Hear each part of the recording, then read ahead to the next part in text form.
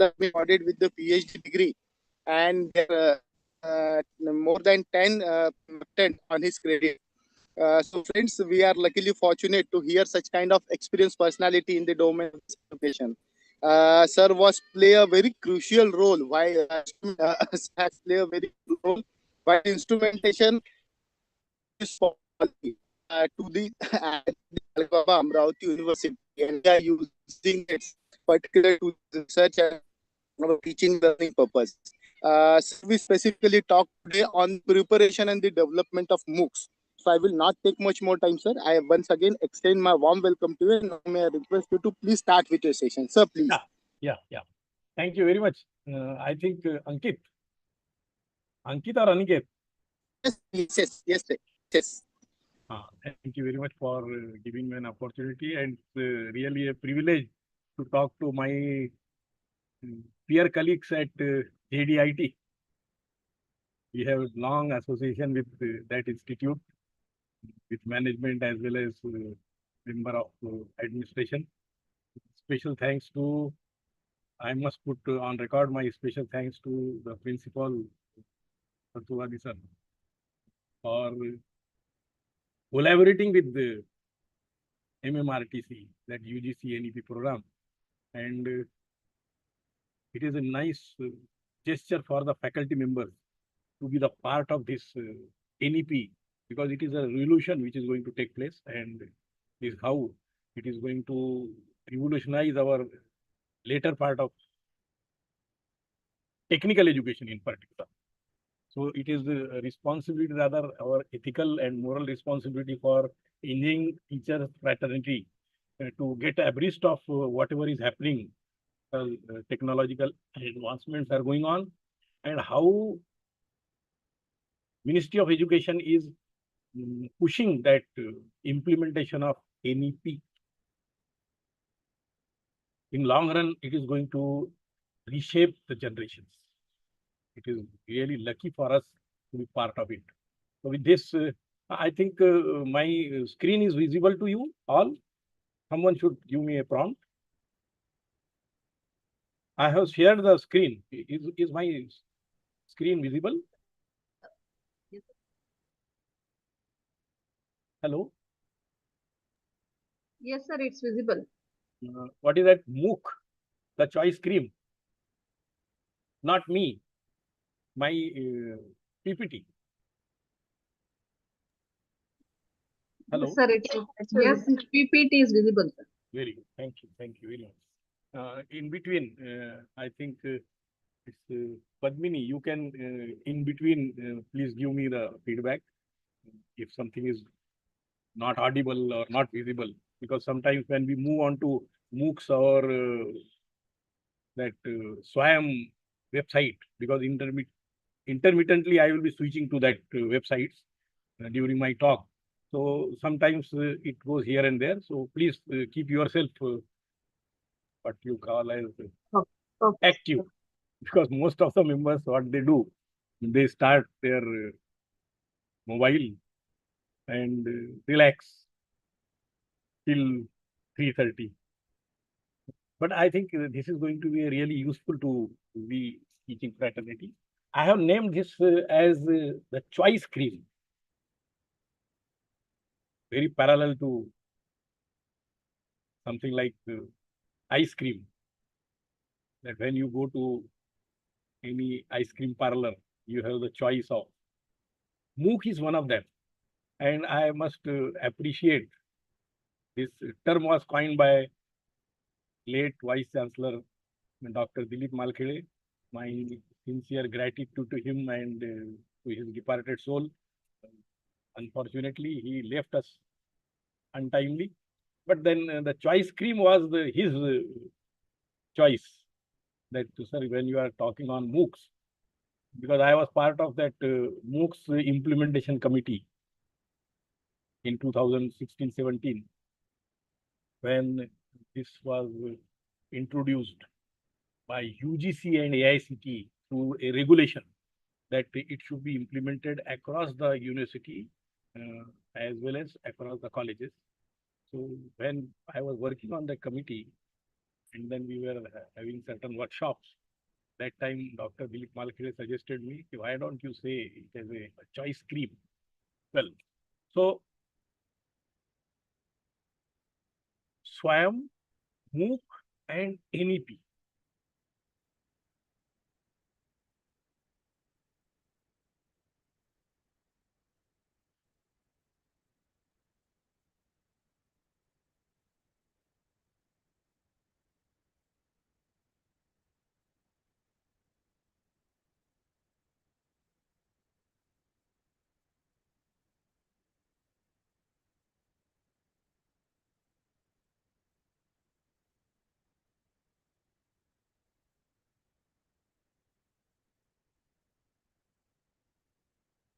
First question which must come to our mind, maybe throughout your sessions, you must have got the idea of National Education Policy 2020.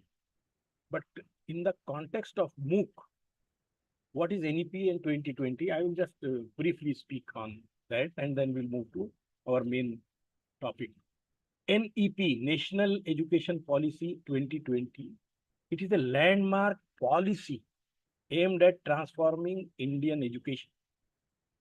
Way back in 1986, I suppose, or 83, somewhere, that an education policy was adopted. So since last so many years, the same policy remained, and that was the need of the time that time. But as the technological advancements are taking place, globally the things are changing. The whole world has got converted into a global village. We have everything virtual. It is possible for us to speak to all the people across the globe just sitting at home. What I am doing at this moment, at the comfort of my home, at the comfort of your workplace, you are enjoying rather than moving to a particular place and then attending this program. So as the technological advancements are taking place, we see our daily life has affected. So why education should remain indifferent? We must try to get the advantage of that also. And that is the reason we say that it is a landmark policy. And what for it is? Transforming Indian education. It focuses on 3 points only, you remember. It's not much to be actually assimilated. It's a common sense that NEP's major focus is on accessibility, equity, and quality in education at all levels. In NEP 2020,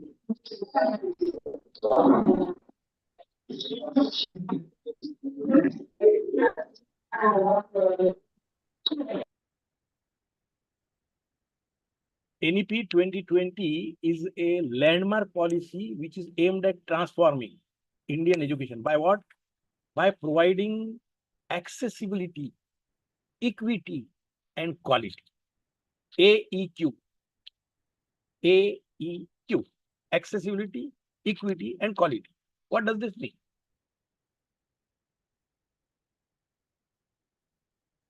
SWAYAM and MOOC, they are the platforms for manifestation of those three: accessibility, equity, and quality.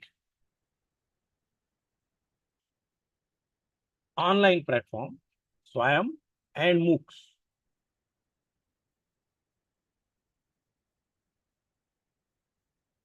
SWAYAM, SWAYAM. This was the term coined by Honorable President of India, Dr. APJ Abdul Kalam. Study web of young aspiring mind. That is YAM stands for young aspiring minds. Study web of online educational resources for young aspiring mind, and MOOC stands for MOOC.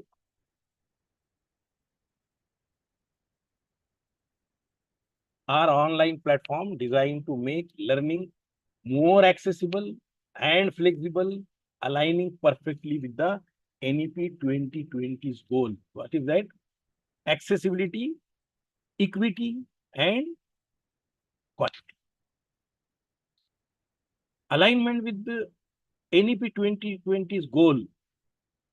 How this is achieved?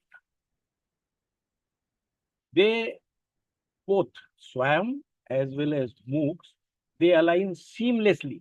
You cannot find a difference. There is no disparity between the objectives of NEP 2020 and that is implemented through SWAM and MOOCs. Seamlessly with NEP 2020 by providing inclusive and accessible educational opportunities to a diverse range of learners.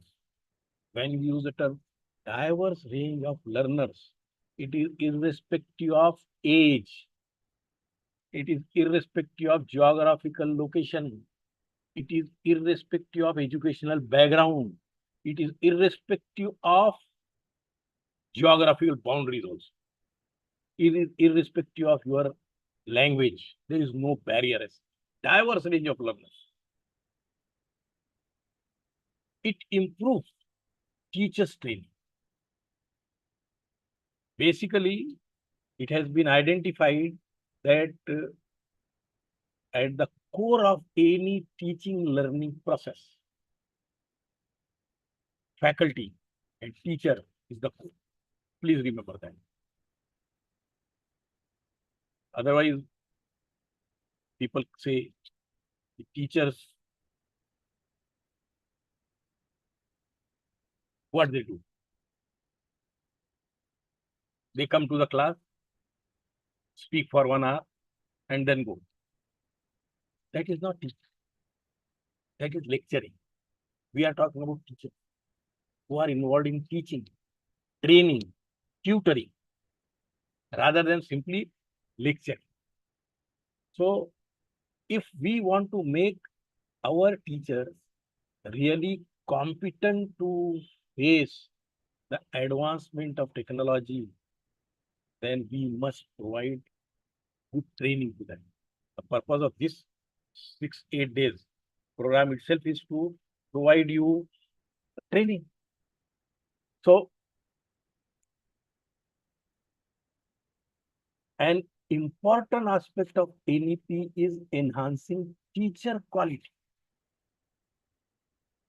Unless we see, NEP itself talks about accessibility, equity, and quality. And that quality will come into play only when you have high quality teachers. Gone are the days when we used to, there were myths that teachers are bored, or managers are bored, or researchers are bored. These are the 3 myths. And those myths have been broken over the period of time. We have very good Indian Institute of Management, wherein we are able to produce very competent managers. Researchers, we have research institutes like all IITs, IISR, ACR, IISR to call it, Science, Education and Research. We have good research institutes, wherefrom we are producing very good researchers, scientists. And we have teaching institute, IITR, Chandigarh, Madras, Bhopal. They are the good teachers training institute where we are able to produce very good teachers. So the myth has gone.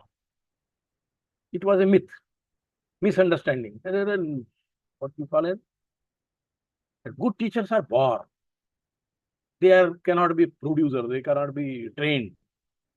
We have broken that over the period of time, and that is the reason there is a separate council at the national level, national NCE, National Council for NCT, National Council for Technical Teachers Education, as we have All India Council for Technical Education. If we have a Council for Technical Education, likewise there is a Council for Teachers Education, NCT, National Council for Teachers Education. That itself means that teachers can be trained, and that is what we are trying to do here at this meeting. So, an important aspect of NEP is enhancing teacher quality. It has been very well. If you read that 26-page document of NEP, as such, it is very, very huge. It is 350 pages PDF, more than that. But gist of that has been culminated into some around 26 to 30 pages document, policy document as they have called it. You'll find that major portion of that policy document speaks about teacher quality and teacher education and teacher training. And you can see that this UGC has come up with these programs across the country to enhance the teacher quality and to update them about NEP. So an important aspect of NEP is enhancing teacher quality. SWAM and MOOCs offer numerous courses for professional development, ensuring our educators are well equipped. You as educators are well equipped. I will show you one of my favorite.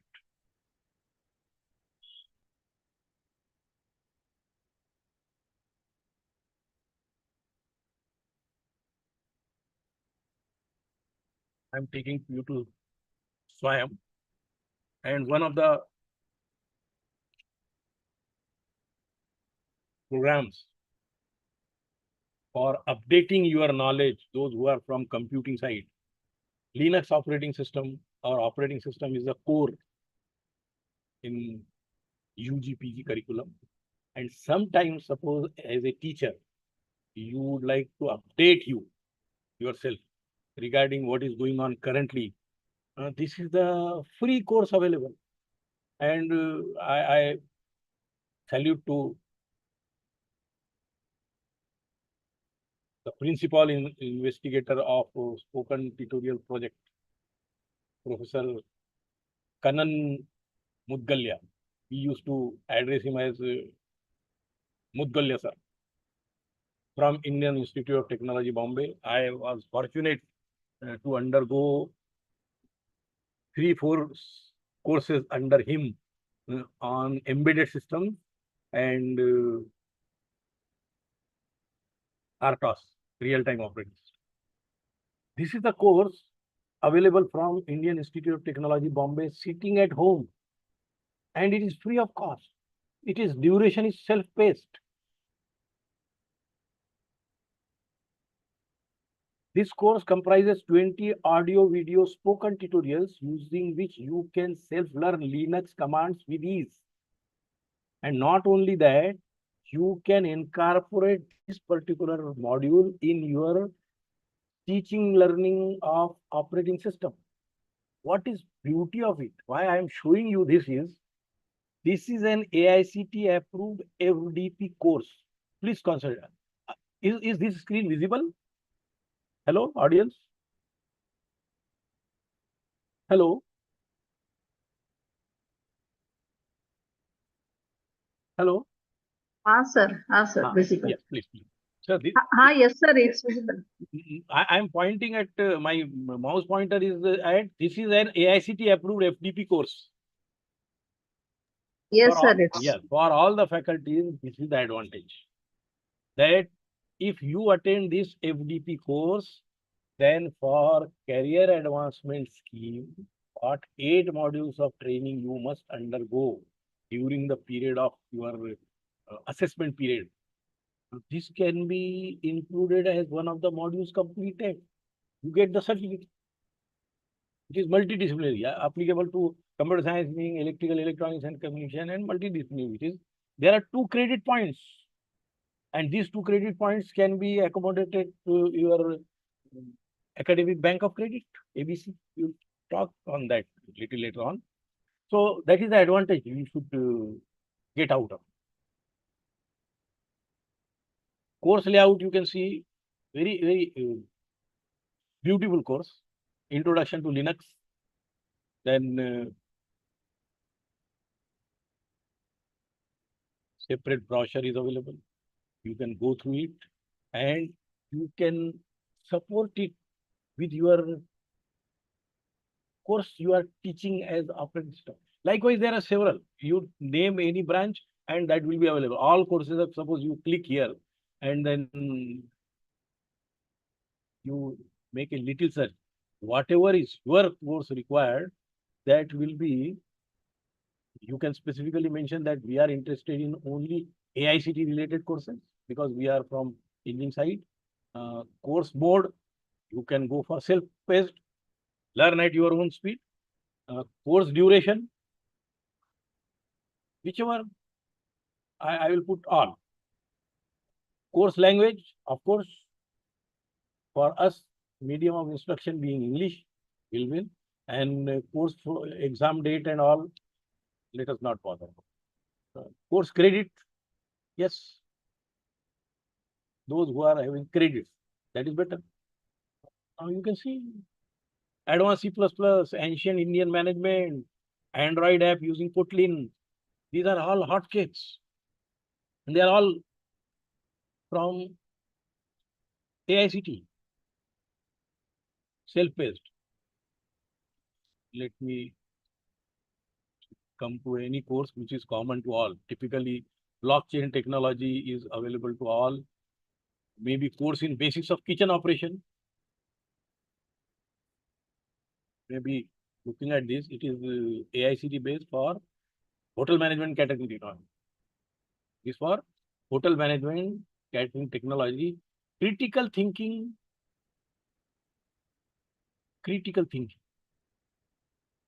online course, cultural studies, demystifying board game design, design technology, innovation. This could be development of assistive technology. I was just searching for something on patenting, how to patent our project and all. I think it will be available here. Design technology. See, how many design technology and innovation, again, it is from IIT Bombay and learner enrolled are 20,000 plus.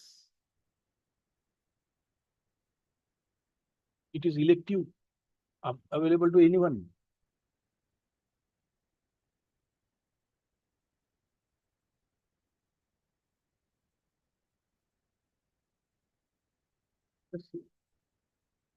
And you get best of the teachers of world class right at your fingertip.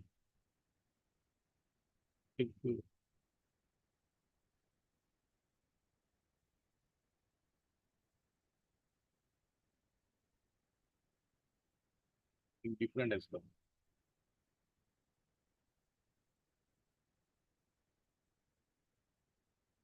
So at least we could get a feel of SWAM and what courses are available. We are back to our main.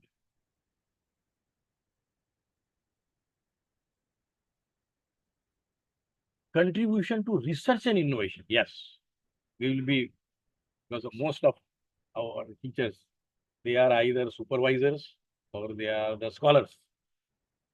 So in any way, this research and innovation becomes part of our life. We are going to be lifelong learner as long as we are belong to a teaching field.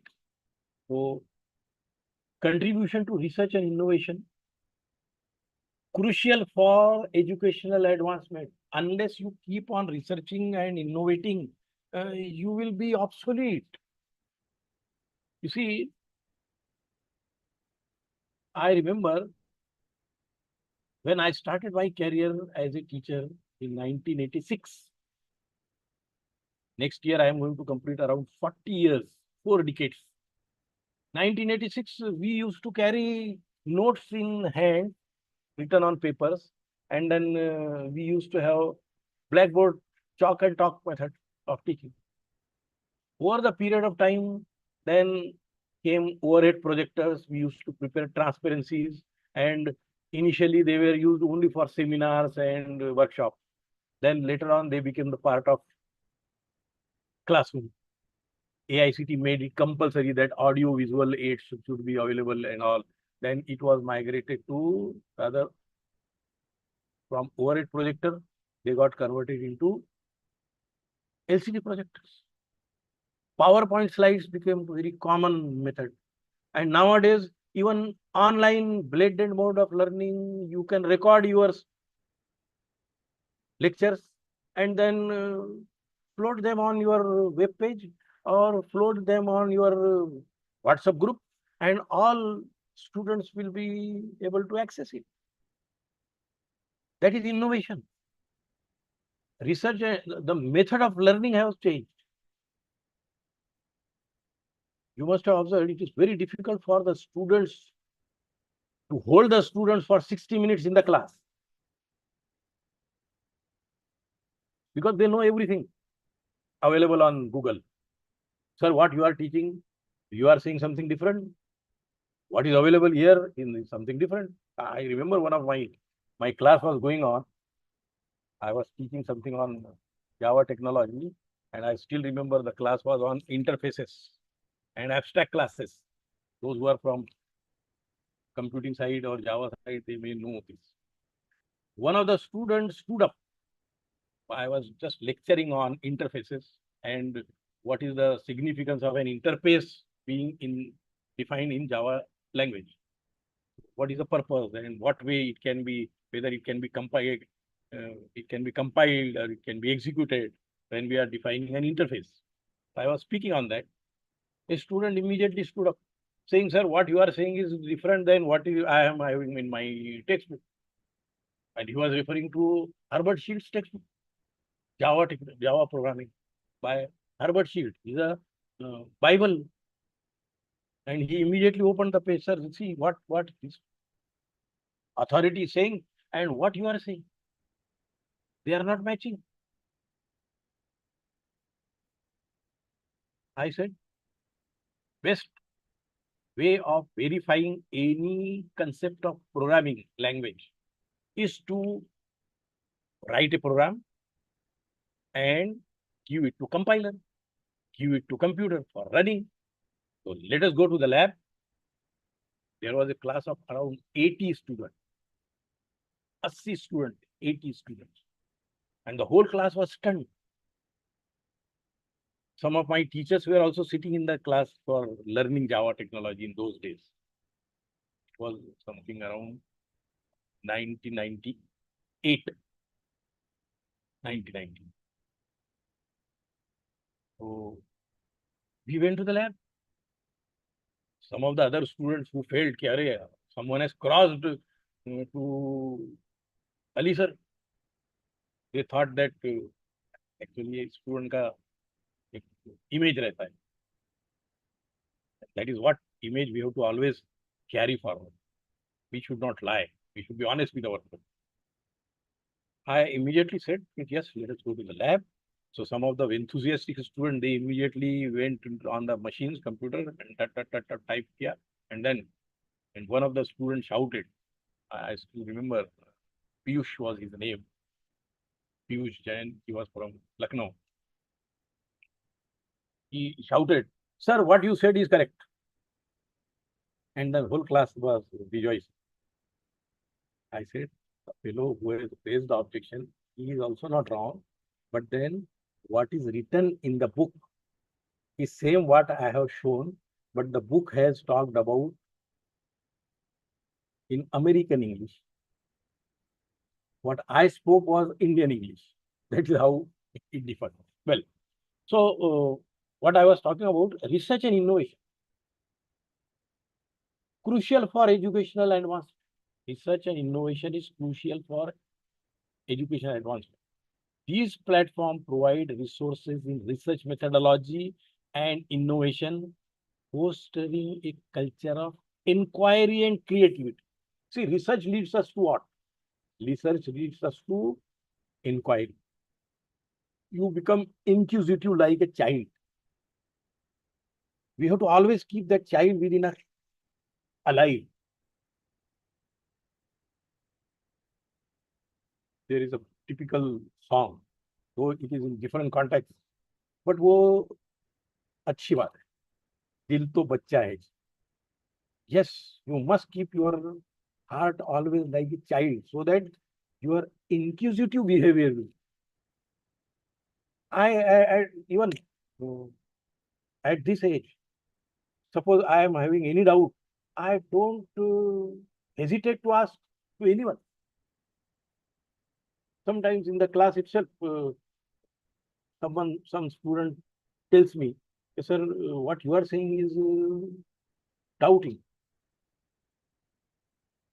I appreciate, because a teacher should be open-minded. We are not perfect. And advancement of technology is helping us to update our knowledge. Now, research methodology and innovation, they foster a culture of inquiry, essential for your existence and creativity. Otherwise, as a employee, I am now using the term as an employee. You come to the college, make a thumb, sir, I have reported in time at 10:30, and go here and there and gossiping this, that, and 5:30, again putting thumb, and job is over. The day is over. This is good as long as you are an employee. But when it comes you as a teacher, you ask at the end of day yourself, what constructive work I have done today?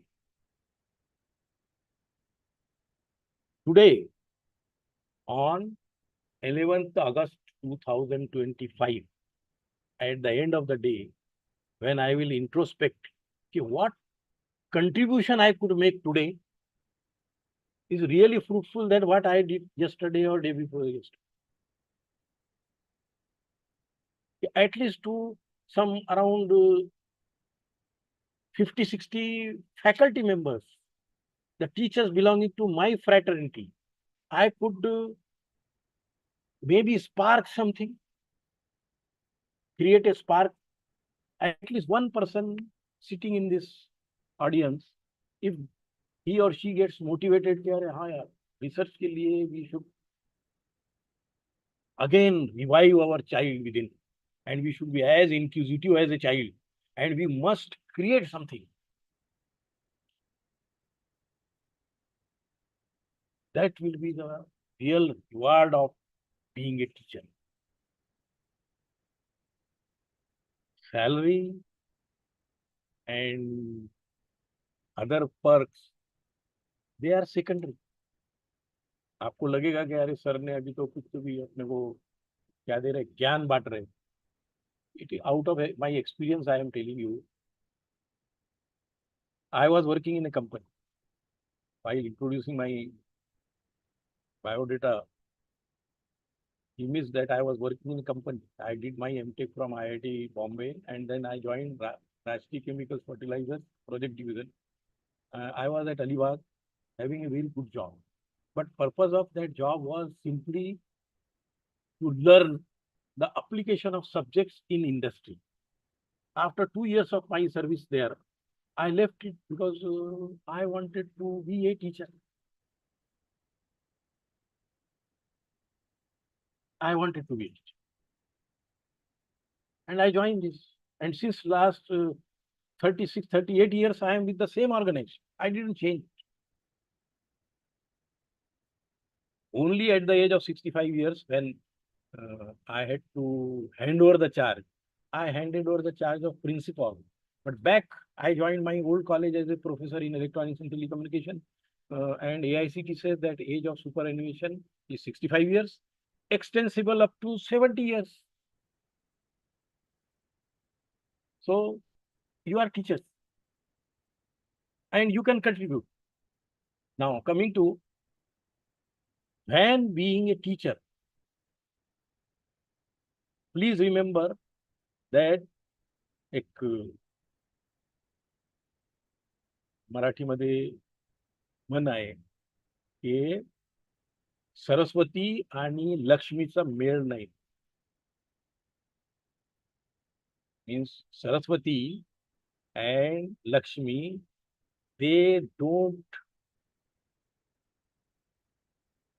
associate it with each other. They don't associate.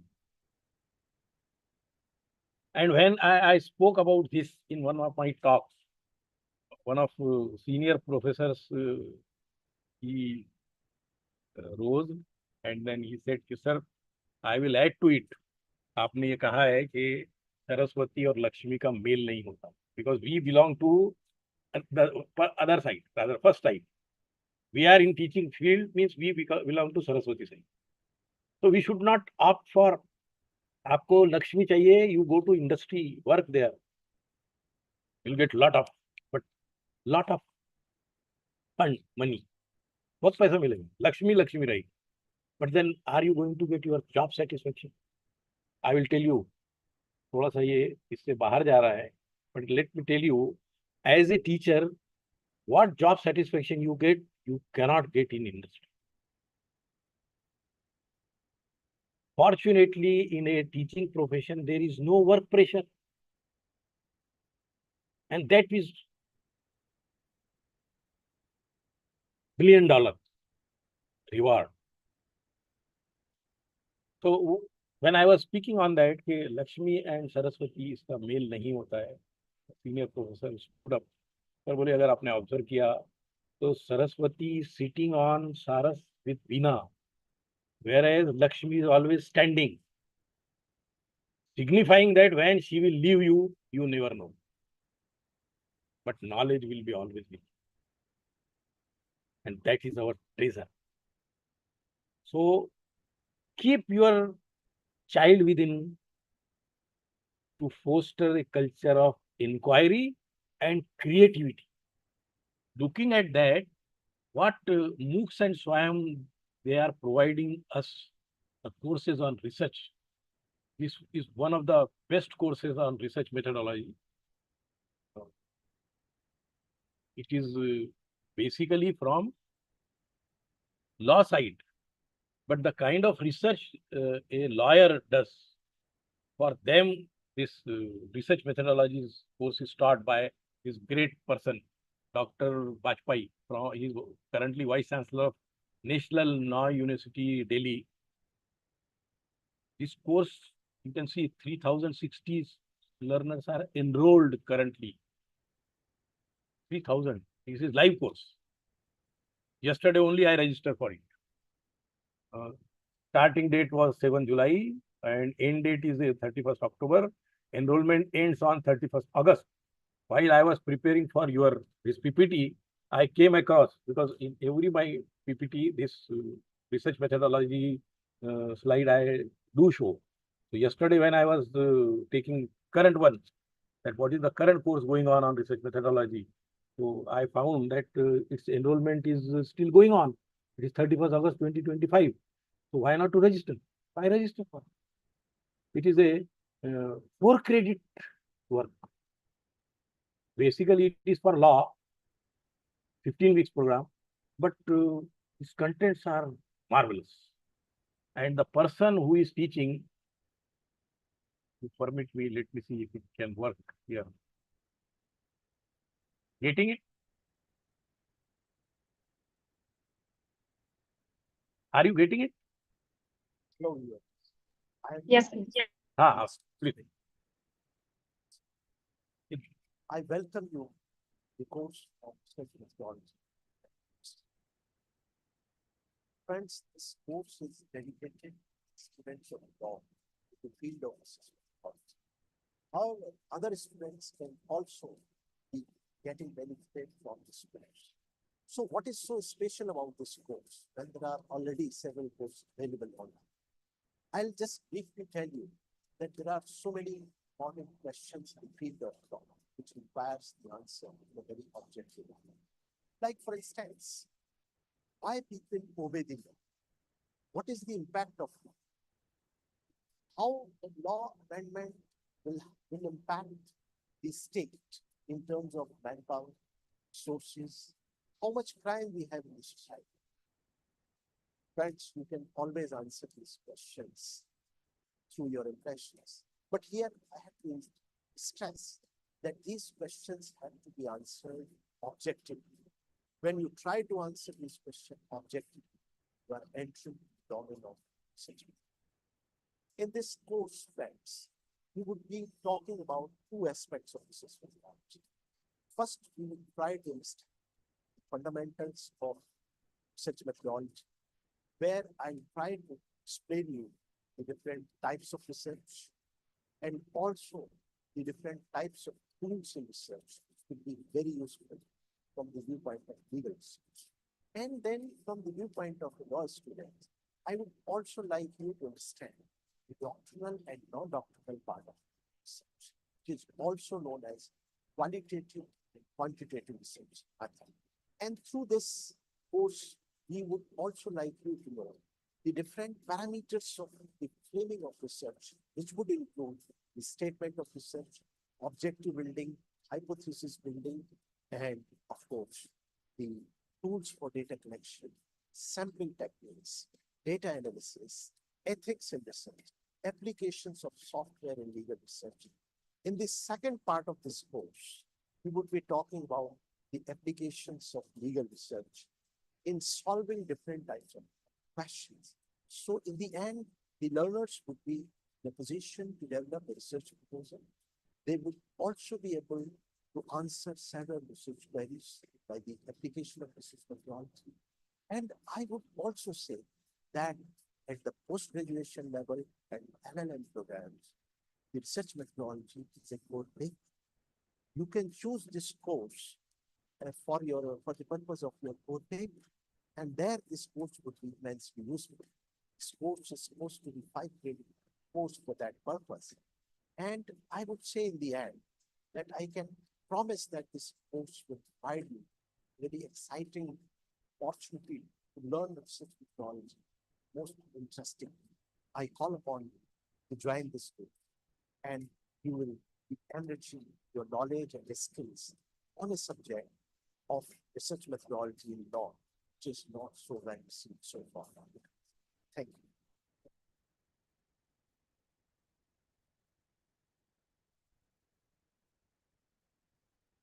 Yeah. Hello.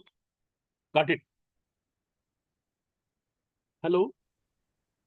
Sir. Could you see those Dr. Bajpayee's? Could you listen that? Yes, sir. So it's a motivating.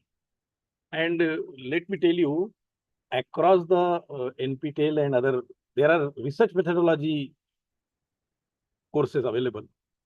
But out of my research on it, I have identified this is the best of the courses. Others are also good, but the way we carry out the research, as Aniket has said in my introduction, I was fortunate to have around, he quoted only 27. With grace of God, last year I completed rather 33 candidates have completed their PhD degrees under me. So I was very much associated with this research methodology. And over the period of time, I have to abridge my information. That is the reason I out of my curiosity, I joined it. Because you have to keep yourself alive by lifelong learning. So coming back to, so contribution to research and innovation by means of these MOOCs and SWAYAM courses. Another course which is nowadays going very, very popular, and no branch of engineering or science or technology can be keep away from this. Example course beneficial under NEP 2020. One of them, a MOOC on artificial intelligence, aligns with NEP's focus on contemporary subject and equips students with skill relevant in today's tech-driven world, technology-driven world. What way these courses can help as a teacher also. So I will just show you one of the other courses. Fundamental of Artificial, very popular course. 14,640 students you see. And the person, Dr. Hazarika from IIT Guwahati, authority on the subject. 12-week program it is, multidisciplinary, robotics from mechanical also can join. It is a postgraduate level program starting on 21st July. Enrollment aids already ended. But next time you can. Again, observe that this is an AICTE approved FDP course. This is advantage. And it requires basic course in probability, linear algebra. And just to have a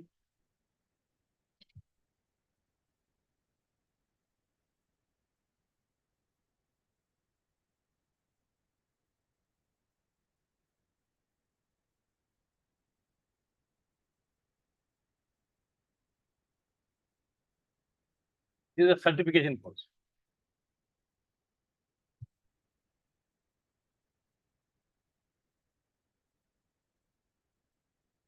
Observe that the first one is from mechanical engineering. So you can now see computer is not the monopoly. The course on fundamentals of artificial intelligence. I'm Shamanta Hajarika from the Department of Mechanical Engineering, IIT Guwahati. What does automatic scheduling,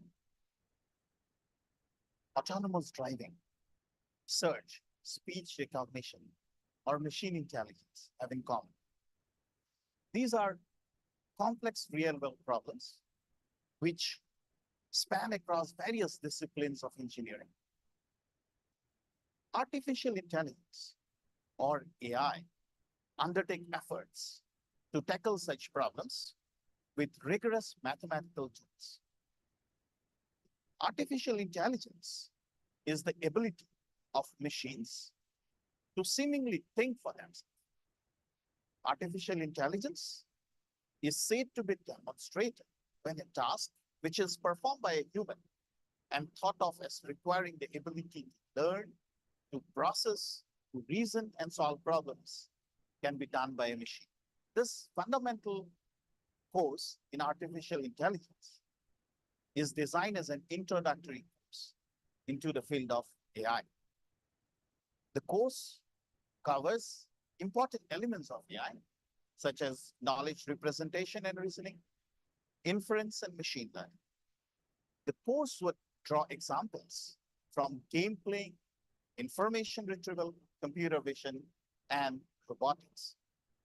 It's a broad course aimed to teach the basics of modern AI.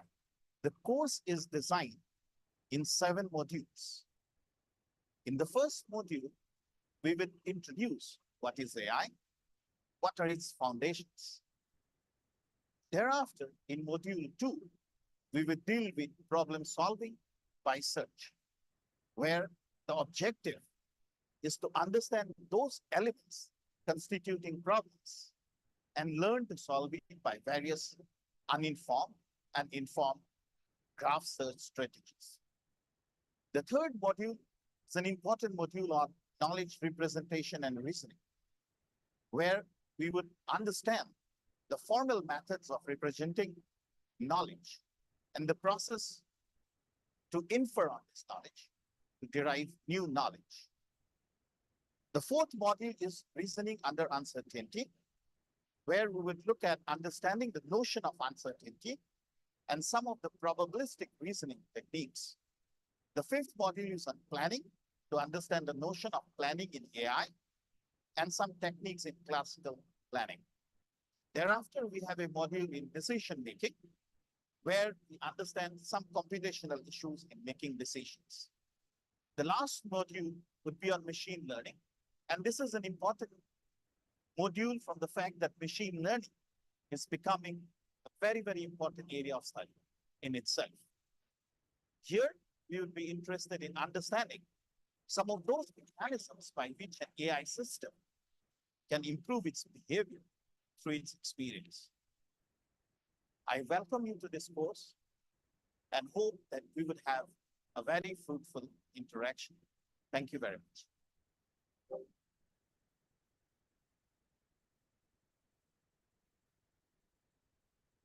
So that's what it was.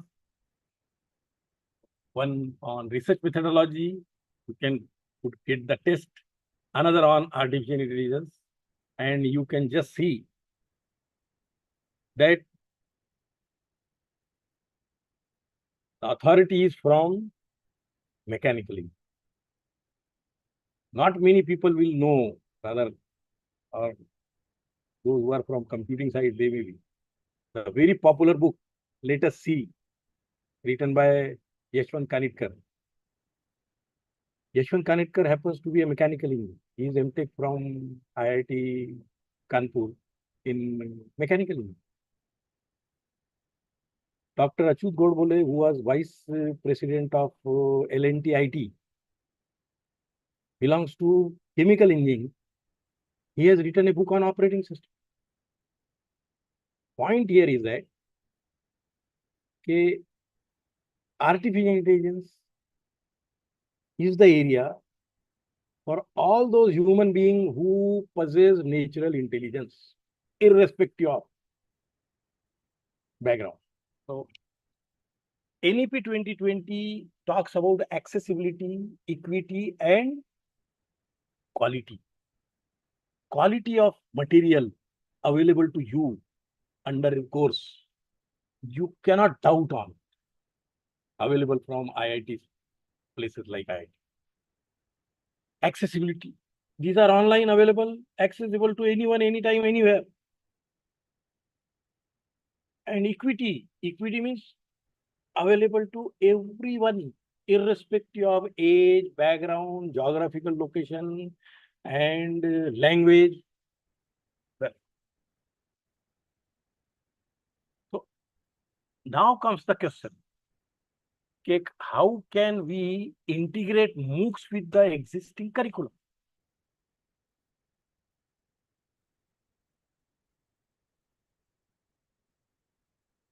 MOOC is a boundaryless educational space. It is a space, educational space, wherein there is no boundary. It is a boundaryless educational space, wherein M in MOOC stands for massive, large enrollment numbers. Millions and trillions of learners are enrolling and completing their learning. Open, no mandatory qualification. Open to all, open to everyone. So no mandatory qualifications. Massive, open, online, fully online. Even exams are conducted online. Maybe physically you have to go to an exam center, but there your examination is conducted online. You need not to write pen paper. So fully online. Course, structured course content. So it is massively open online courses, which stands for MOOC.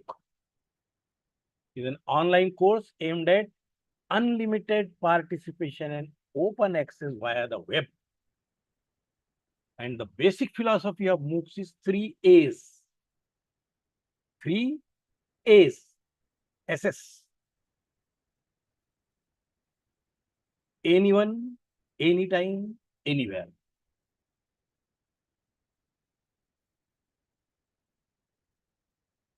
I have intentionally given a pause.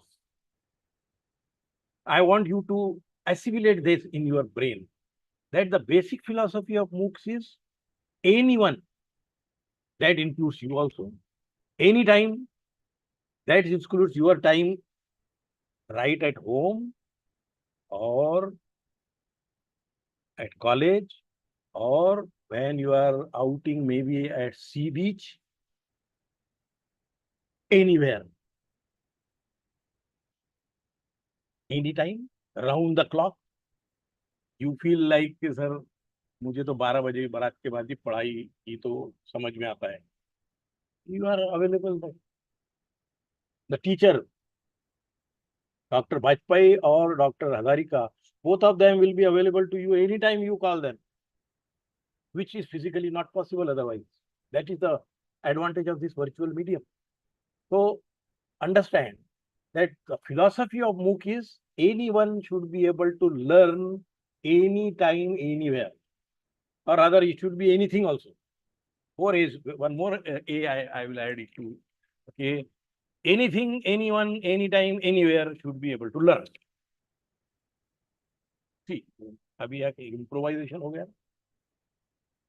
The basic philosophy of MOOC is only 3 A's. Now, while talking to you, intelligent people, I could get that it will be any material also. Anything, anyone, anytime, anywhere should be able to learn.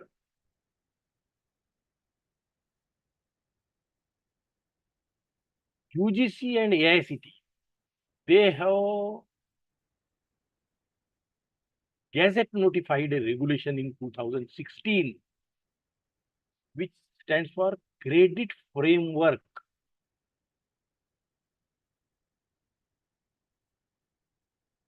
through SWAM regulation 2016. This regulation has the significance that it becomes compulsory on the universities and autonomous institutes to incorporate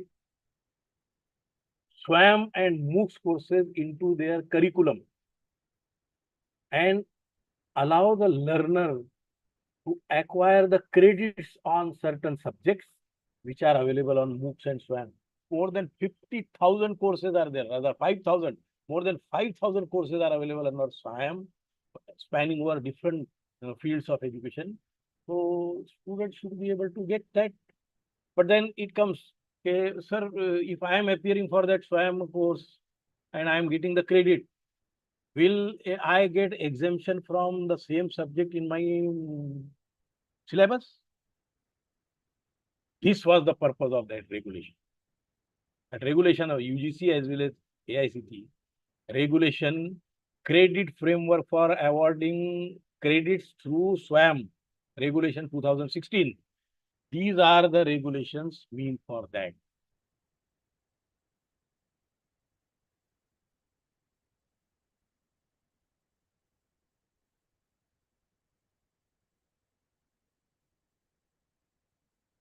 Online learning through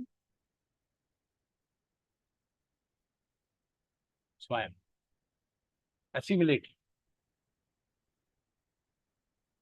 UGC as well as AICT, credit framework for online learning courses through SWAM regulation 2016.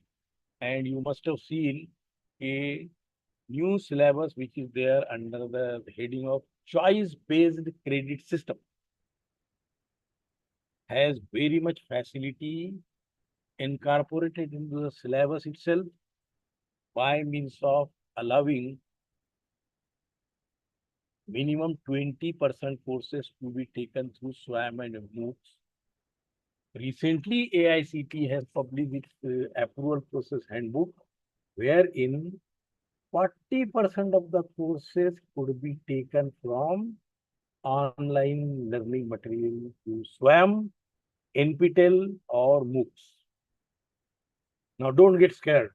Oh, 40% courses are if they are taken from, and if the faculty are that world quality faculty like Hazarika sir or Vajpayee sir, then where do Professor Ali stand? You are of the same level. Please don't underestimate yourself. Only thing is that somewhere we are underestimating. We think, I am at Batera, I am at Yotma, I am at this village. That doesn't make any difference. It is a global village. You are part of the network. Anything you want to learn, you can learn. Anything you want to teach, you can teach. Who has prevented you? My 2 courses are available on Udemy. So they are of my own interest. One is on 60 minutes guide to research methodology, and another course is then 1 hour for genetic algorithm using Python. That is out of my hobby. But then when this platform are available and they can benefit the learning community, and there is a regulation. Regulation means it is a compulsory command from UGC and AIC to the universities and colleges that you must incorporate these online learning courses into your syllabus and provide that facility to the students. SWAM and MOOCs courses are readily available. They are as a resources. They are available. Someone should come and then avail them.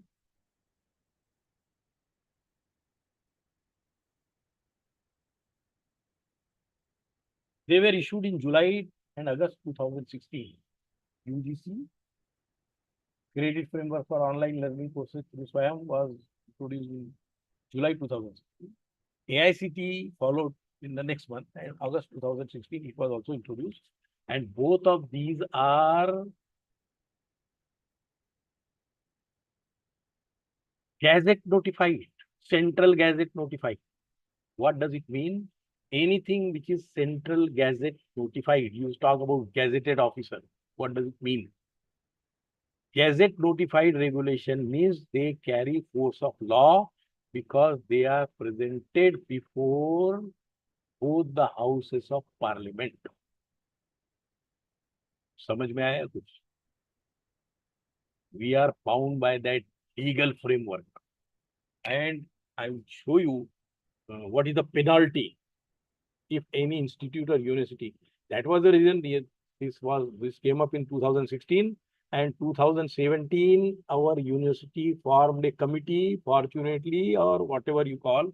I was chairman of that committee for identifying how this framework can be included into our curriculum, and that could be. That time it was 20%.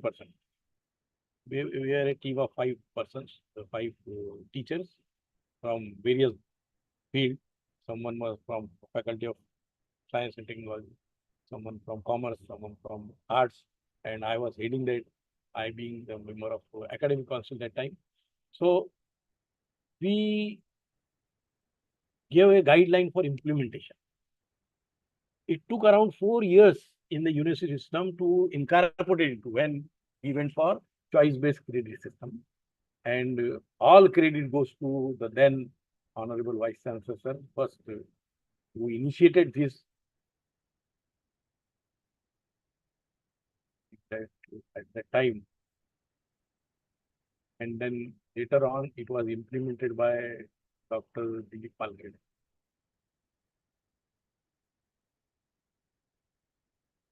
So,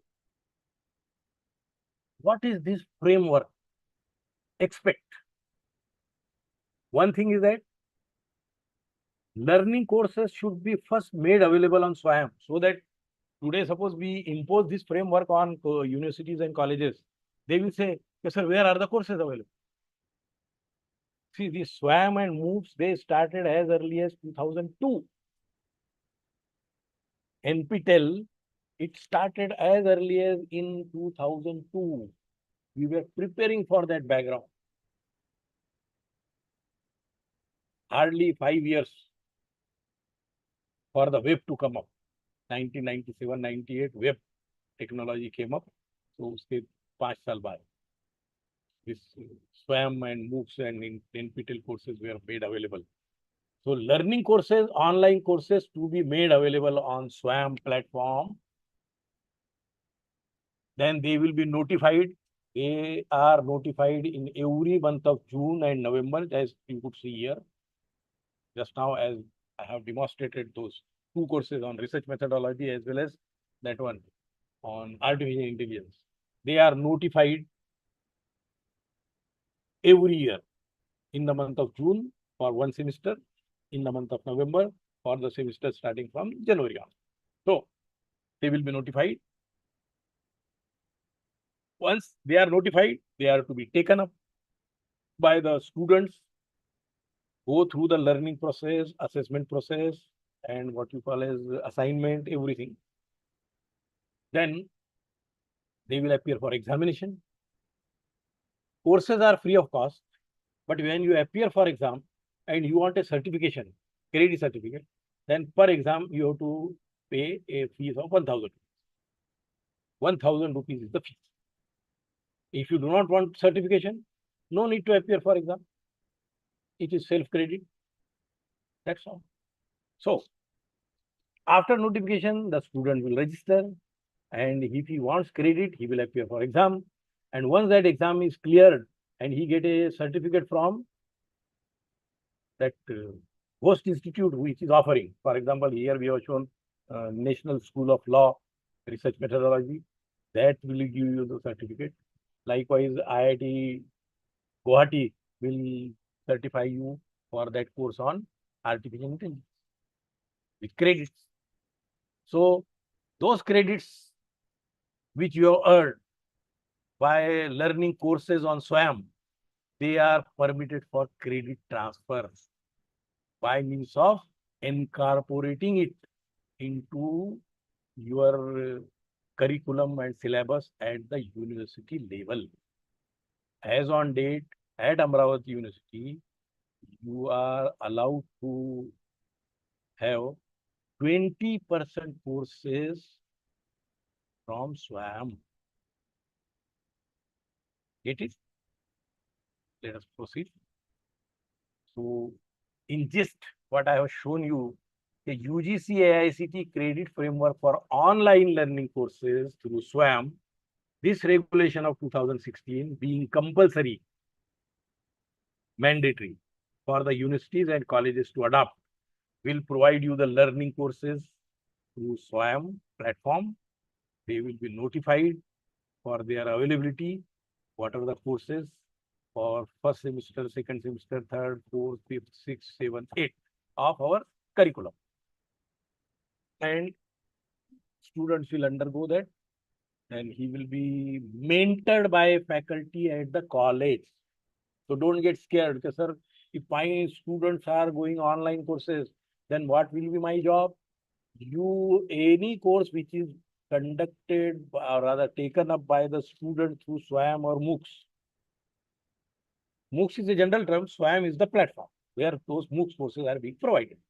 So when a student registers for a SWAYAM course, he has to indicate to the university from which college he is registering and who is his mentor, the faculty from that college. He will take care of everything. Suppose there is a laboratory session associated with the subject. Just for example, a student is going on artificial intelligence and he is having some laboratory session. So who is going to evaluate the laboratory session? The mentor provided at the college. Okay. So that is known as your parent institute. The student belonging to JDIT will be named as student on SWAYAM course from JDIT as a parent institute. JDIT as affiliated to Sant Gadge Baba Amravati University. So that is how through you as a teacher, as a mentor, his enrollment through SWAYAM with the university will be confirmed. Whereas, suppose artificial intelligence course he is taking, it is from IIT Guwahati. That IIT Guwahati becomes the host institute. It is the responsibility of that host institute to provide course material, assessment, assignment, examination, evaluation, and certification. That will be transferred to parent institute, the mentor. Mentor will then, जैसे आप incentive mark भेजते हो हर semester में, internal marks भेजते हो, likewise at the same time you have to send as a mentor the credit which are obtained by the students by registering through a SWAM course. So that is how it goes. Adopting moves for credit transfer a step-by-step guide. As a teacher, you should understand. Otherwise, you are doubting. यार sir ने तो बता दिया, but ऐसा है क्या? Yes, you see the syllabus. It is there very much. So how it has been adopted? It was indicated by that UGC in framework itself. Step 1 is make amendments. The universities through their competent authorities like Management Council, Academic Council, Board of Studies should make amendments in their ordinances, rules, regulations to incorporate the provisions for transfer of credit for MOOCs as per UGC AICTE regulation. This job is already over at our university through Board of Studies. Earlier, it has been done through Academic Council, that we have amended the ordinances, rules, regulations to incorporate credit framework of 2016 regulation. So this has already been done. Now, in which semester, which courses can be taken in lieu of which courses available in the syllabus? That is decided by Board of Studies, which is already over for some of the semesters. Then once these amendments are made, that becomes part of the curriculum. Then you allow, after the announcement by SWAM every semester, university shall select the courses to be permitted for credit transfer through SWAM. Board of Studies has done that. Then individual college, when you say university, it is the faculty at the college. You are an approved or you are recognized teacher. So you are basically university officer. So university must designate a course coordinator or facilitator to guide the students through the course and to facilitate, conduct the laboratory, practical sessions and examination. Get it? Designate course coordinator. The university must designate a course coordinator, facilitator to guide the students throughout the course and to facilitate and conduct the lab session and practical exam.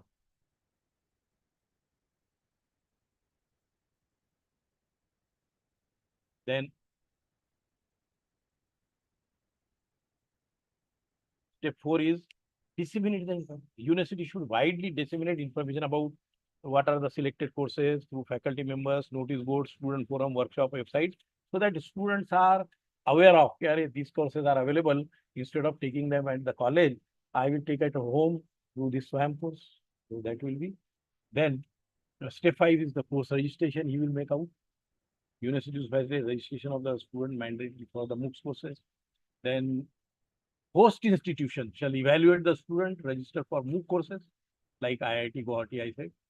Then marks of the students will be incorporated in the grade sheet by the university, which is communicated by the host institute in the final mark sheet of the student, which will be counted for the award of degree diploma. However, the university shall evaluate the student for the practical and lab component and incorporate these marks grade to the overall mark sheet. Now, this coordination will be done by between the host institute and the university.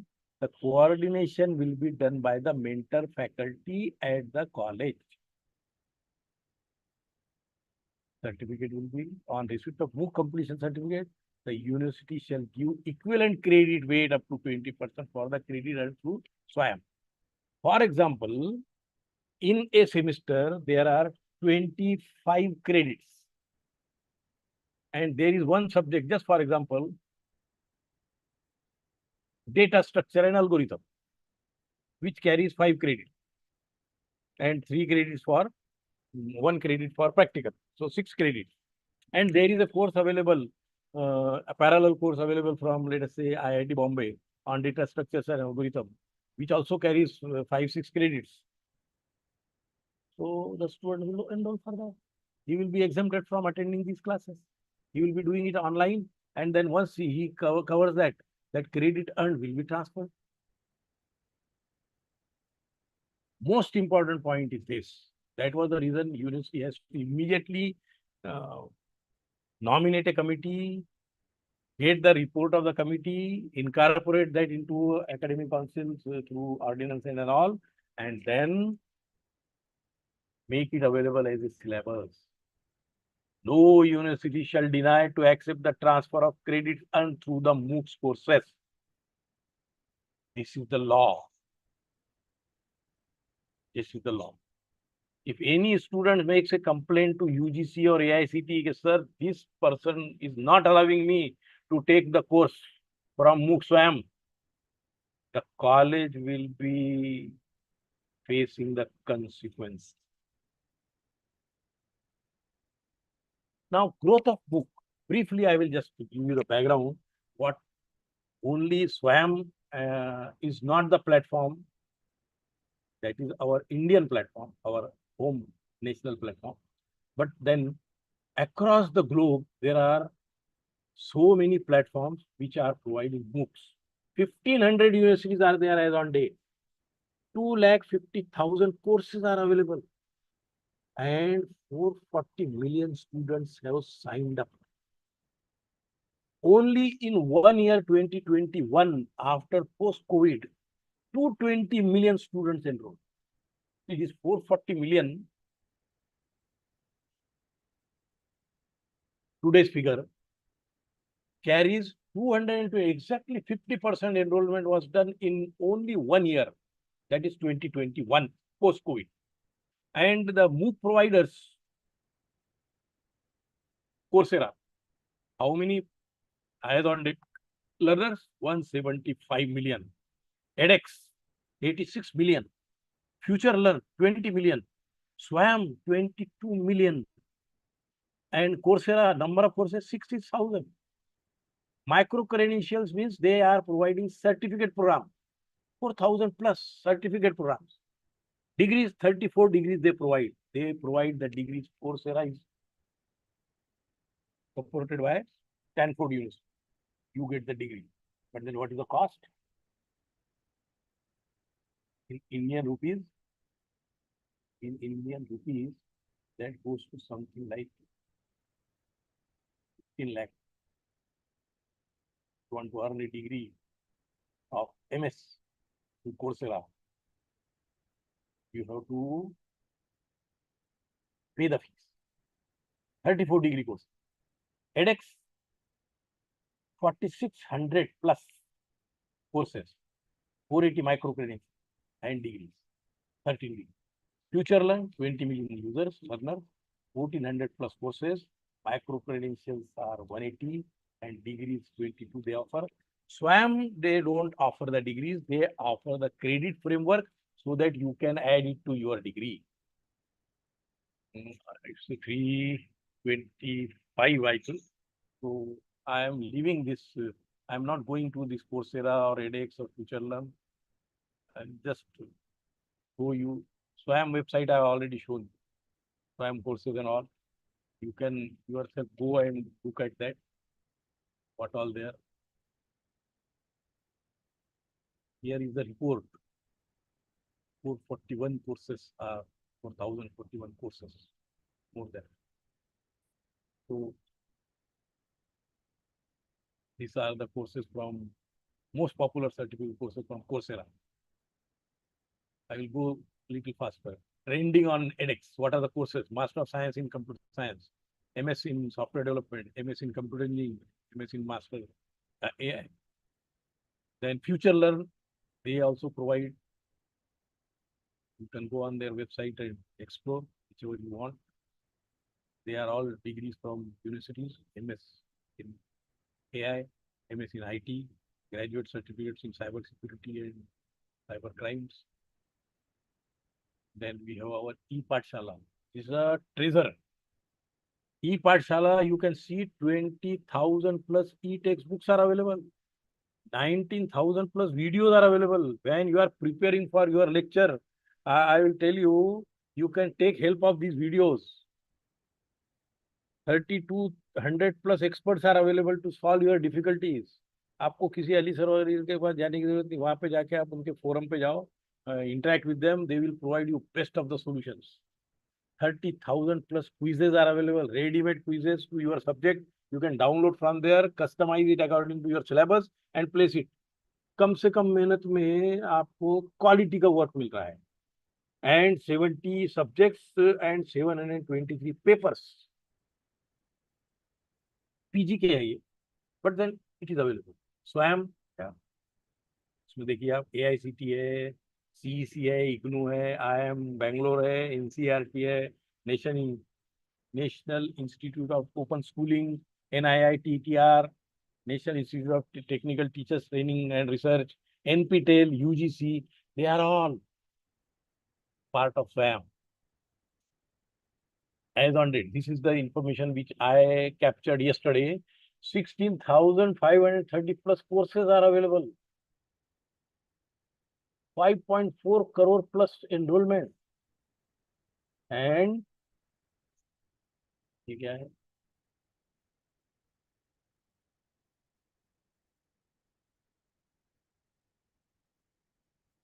Total certifications are done 45 lakh plus.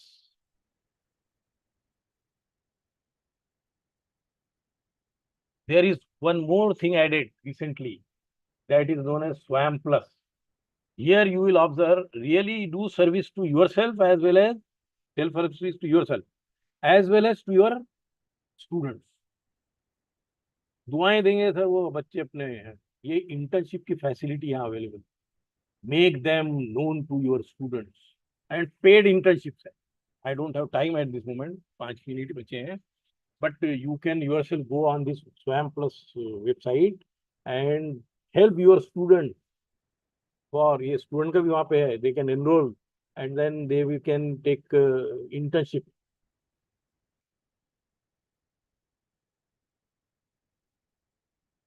Diverse disciplines, infinite possibilities, and leading course providers on SWAM Plus. You can open your own NPTEL chapter, local chapter. That gives you advantage. At Professor Ramegi College of Engineering and Management, Badnera, we have this local chapter, NPTEL local chapter, which was opened as early as in 2016. Since then, and because of very active involvement,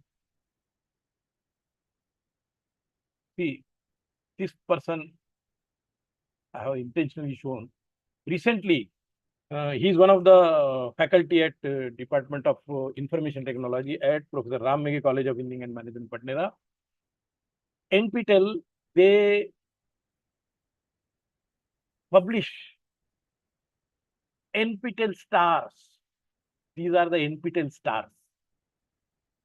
Abhijit Kadwande has taken up 5 NPTEL courses,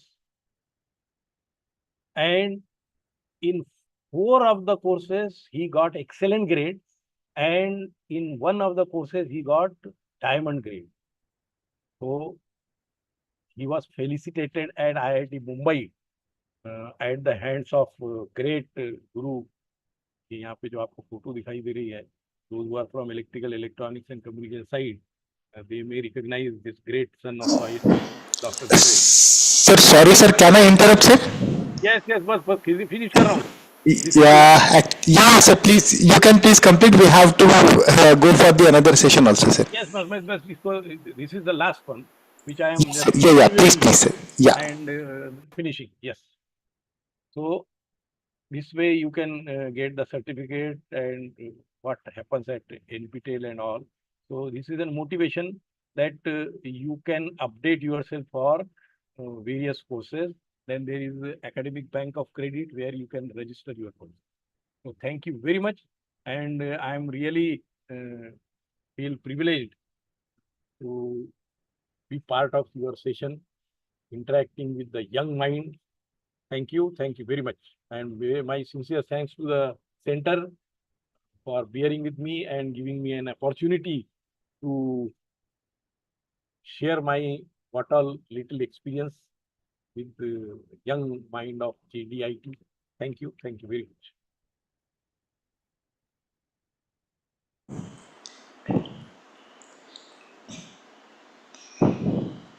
Thank you, sir. Participants, if there are questions, we are really appreciate or happy to answer your questions or the queries.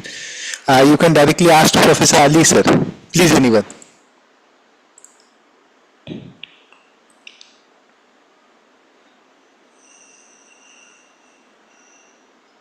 Yes, anyone has any queries or the questions?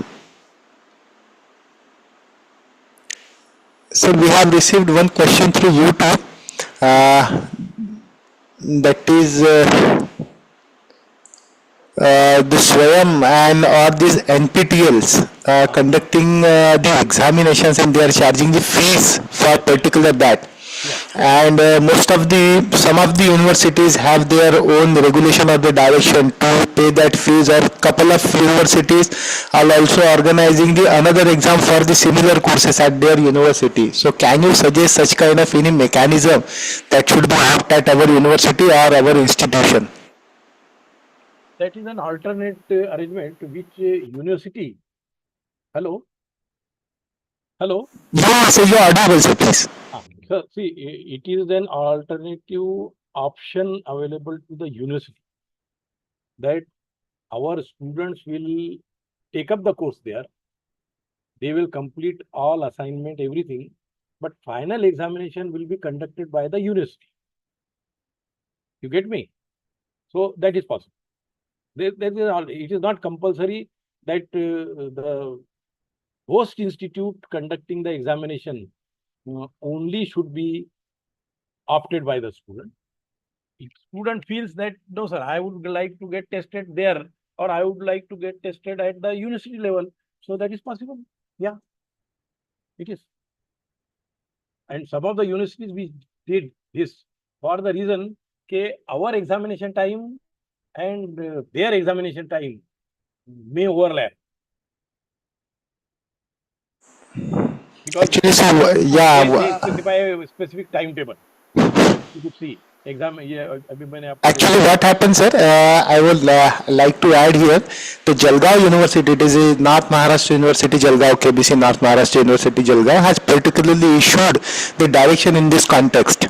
They have waiving the fees of their student who have appearing this web examination, and they have alternate examination also on the based on that particular course. So in that scenario, they have already articulating that policy with the credit transfer. And what happens, sir, whenever the higher grade in the both examinations, either from this firm, either from the university examination, whatever may be the higher grades, they are appear on that will be appear on their transcripts. So it is a university, and Professor Maheshwari sir has taken such kind of initiative. So I think this will be helpful for that particular participants. Okay, sir. So I salute to Honorable Vice Chancellor Sir Maheshwari sir. We were fortunate to have him as Vice Chancellor for some time, but that we could not avail his opportunity of having his expertise to our university. But then this is a very good option available to follow. Very nice. I really appreciate it. Sir, I think there are no more questions. So if you could permit, sir, can we conclude, sir? Please conclude. Thank you. Yeah. So on behalf of organizers, both the organizers, I once again extend my sincere thanks to Professor Adi sir for such a deepened understanding towards the development of these courses. Sir, really, you have provided an insightful information towards the development of this course that will be helpful in our near future to develop such kind of courses. So I once again extend my sincere thanks to Professor Ali sir, and with the kind consent of Professor Ali sir, I would like to declare that this session will be over here. Thank you, sir. Thank you so much. And participants, now we will continue for our next session. Thank you. Thank you, sir. Thank you. Hello, Dr. Gatkar sir. Yes, sir. Yeah, so you are audible. If you could permit, shall we go further, sir? Yes. Yeah. So friends, good afternoon once again. As I have earlier told you that before the commencement of the session, the today's session have been split into the two different parts. First part at most we have completed, and now we are moving towards the different parts. Friends, the IKS, that is the Bharatiya Gyan Parampara or the Indian knowledge system that has been inculcated in this policy by the policy maker with a huge vision that the whatever may be the Indian literature or the Indian knowledge that should be inculcated in our recent trend or in our recent education system, and therefore with this vision to enhance our traditional knowledge, and that should be integrated with our educational system, that IKS, that particular this IKS particular vertical have been introduced in our education system. And I think every faculties those belongs to the university or the autonomous colleges, they have at least 2 credits of generic IKS in their syllabi. And now we are moving towards the domain specific development of domain specific IKS courses. But why it is so? We have yesterday, I think Friday, we have discussed the basic concept of this IKS, integration of IKS in our education. We will elaborate this concept to the further. That is, there are a number of domains related to the IKS, but particularly today we will think the cultural as well as the literature that will be available in the Indian knowledge system, and that's its impact on the Western culture, with the help of one renowned and the senior expert, Professor Dr. Gnaneshwar Gadkar sir. So first of all, I warmly welcome you, sir, to this particular session and to this flagship program. Friends, I think all of you are from the Yavatmal and knows Professor Gadkar sir very well, but it's my duty to introduce a dynamic personality. Dr. Gadkar sir is at present serving as an assistant professor as well as the coordinator of IQAC in the Department of English, Lok Nayak Bapuji NA Mahila Mahavidyalaya, Yavatmal.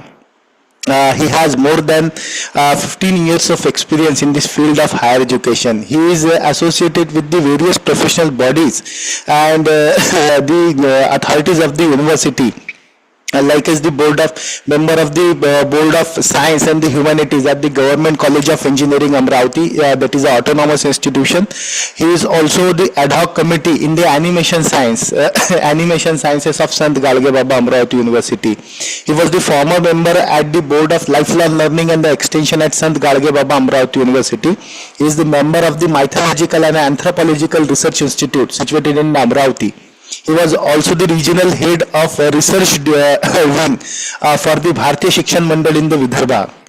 He was also the member of the Amravati University English Teacher Association and the director of Skylarge Workspace and the Research Foundation. Friends, this is the very sir has Gadkar sir had the instrumental in the various different arena or the domain.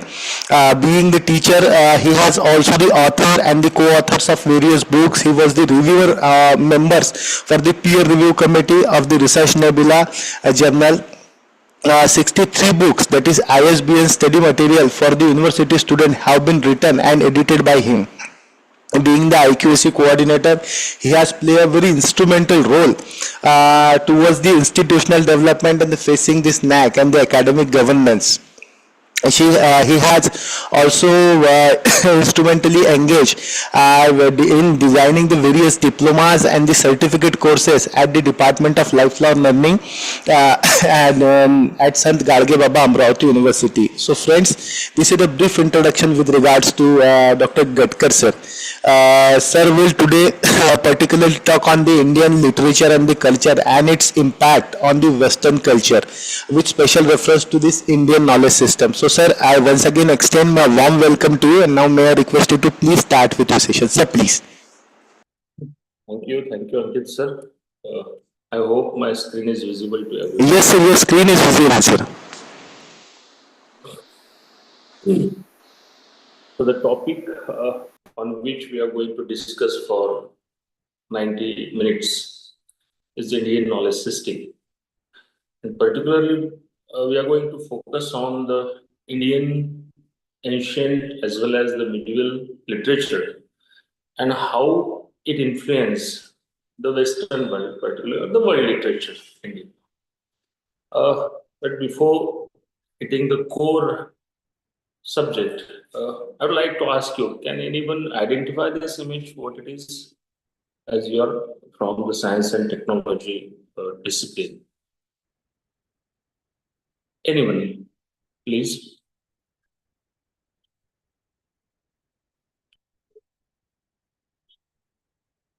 He image कोणी ओळखू शकते? मला नाही म्हटलं तरी चालेल.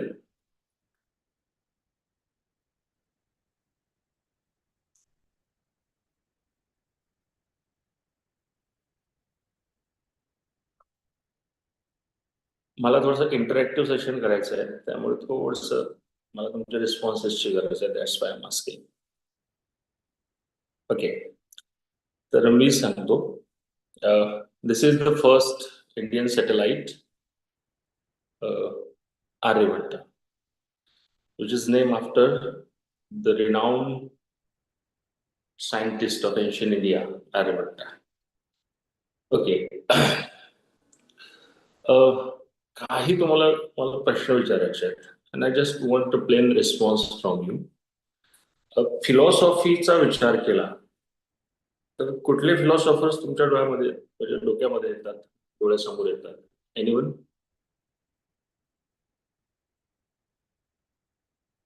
कुठले, म्हणजे not limited to the India? Hello, मला माझा आवाज येतोय ना?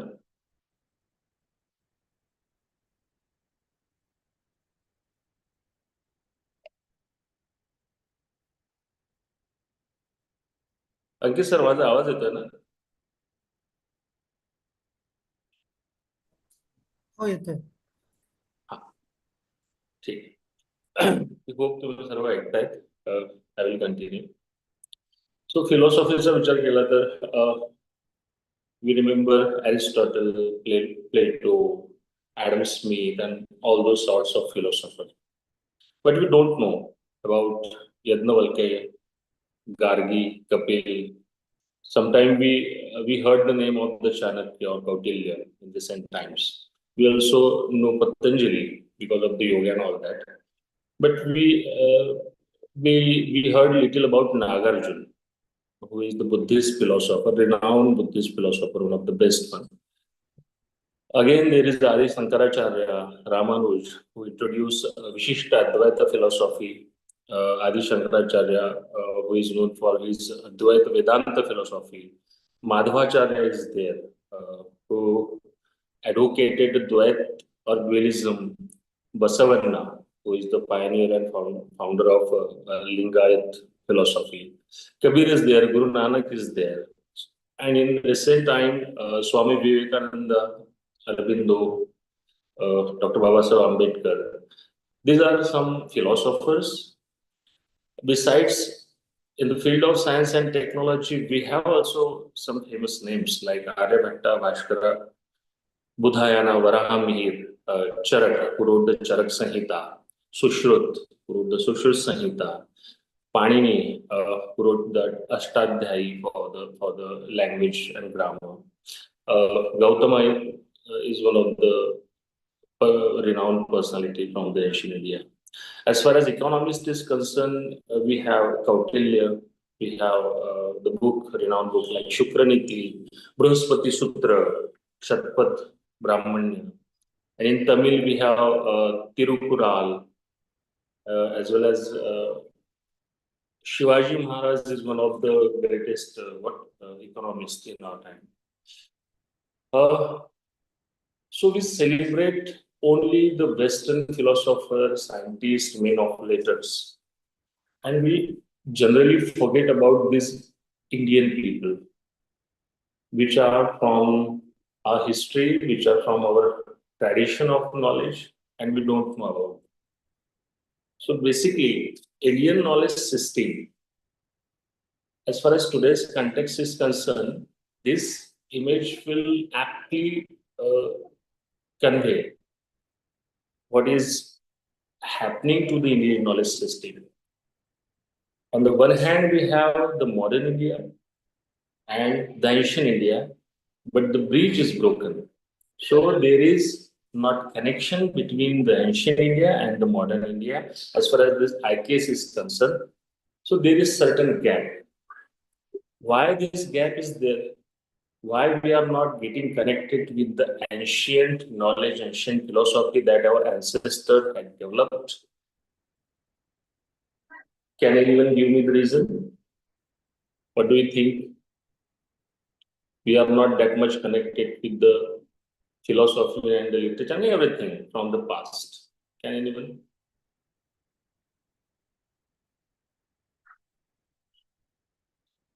Okay.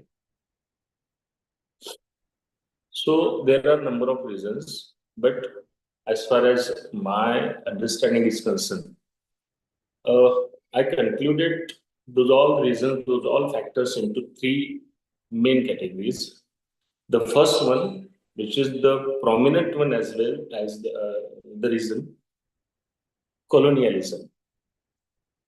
Colonialism means when Britishers govern us for those 200 years span.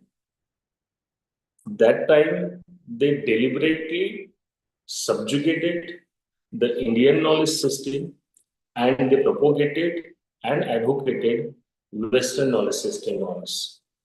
So this is the first reason. As we all know that the British rule is known for its exploitation, how they exploit India.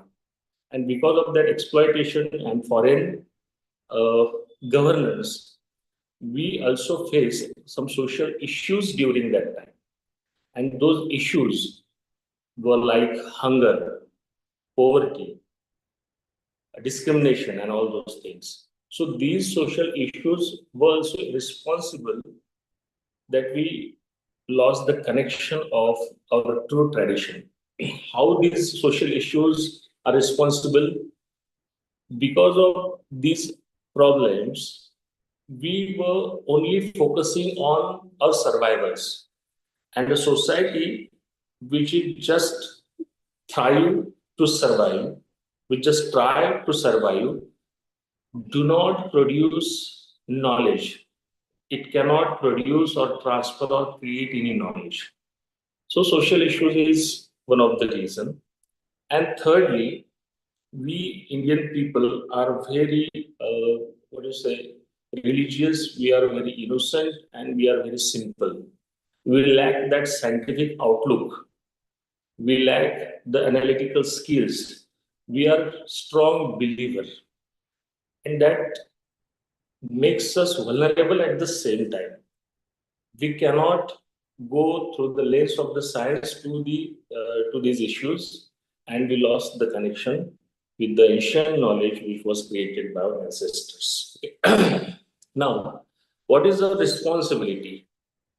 If you want to get connected with the Indian knowledge, traditional Indian knowledge, everything which was there in the past, and use it, apply it in the modern age, then we need to reborn once again.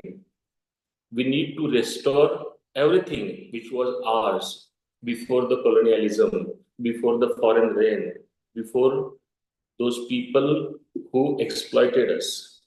And we need to regain everything which we lost. And by doing a fruitful research in this field, it will make us enable to achieve this goal particularly which I mentioned here. And then this bridge will reconnect it once again. Okay, so this is my prologue for this presentation, for this session. Now, IKS, I know that one session has been already conducted on Indian knowledge system. So I just try to avoid the repetition and will focus on some new areas, some new aspect of this topic, of this subject. But before discussing it further, we need to determine what exactly I have in my mind about the concept of Indian knowledge system. Indian knowledge system means it is a vast and diverse body of information acquired, preserved, and transmitted over thousands of years across the Indian subcontinent. through indigenous methods of learning and inquiry. Let me clear three things here. Indian subcontinent, it means India. As far as India, the concept is concerned, there are two aspects I want to explain. The first India, which is a geographical India, which we see in maps. It is nothing but the political adjustments that we have because of the international law. That is the one India, geographical India. But the second India is much larger than this political India, this geographical India. It expands from Hindu Kush to the Myanmar, Indonesia, and from Kashmir, and we know the Sri Lanka and Kanyakumari. So demographic India, the concept of demographic India is considered here as far as the term when I use Indian knowledge system. So a demographic India means the people from that particular region who share equal culture, equal thoughts, and equal traditions. And the knowledge created by this set of people is the Indian knowledge. That's why it is the vast and diverse. And diversity, we all know that diversity is one of the characteristics of our culture. And this, the information created by these diverse and vast body India, it acquired by our ancestors. It was preserved through various traditions, like oral traditions. Then when manuscripts were introduced, manuscripts were written, and then it was preserved and transferred to the next generation by Gurukul Paddhati, etc. And this is the lengthy process of 1,000 years. And this knowledge is indigenous to this land, indigenous to the people of this land. And when we say Indian knowledge system, it means we are learning this particular thing and we are going to inquire these things. That is the basic concept that I want to convey to you. Many people ask questions. This Indian knowledge system is an ancient one. It is from the past. We don't have any use of it. Then why we have to restore it? But basically, there are some importance and significance and relevance as well to study Indian knowledge system. The first thing is to preserve our knowledge. It is our knowledge. It is a knowledge created by our people. It is the sum of their experiences. It is the reflection of their thinking. It is the summary of their living, what they live, what they feel, what they think. It was given by them to us to carry it forward. So it's our duty to preserve this ancient knowledge. Okay. Secondly, it is our identity. Identity means what makes us Indian. Our tradition, our culture, our languages, the literature, everything we share collectively. That collectiveness makes us Indian. So Indian knowledge system is a kind of identity. When there is someone who says Gita, Bhagavad Gita, suddenly he knows that you are from India. That is our identity. So for the sake of identity, we need to preserve it. For the sake of identity, we need to restore it. For the sake of our identity, we need to uplift it. Again, by using this ancient knowledge, we can create new knowledge on the basis of this. So for the reason of creation of knowledge, it is also necessary to understand what is in the past. Every new step that we generally take is dependent on the previous steps which has been taken by us. That's why we need to know the past. Until and unless we don't know the past, it is impossible to go in the future. For creating future knowledge, it is necessary to know the past knowledge.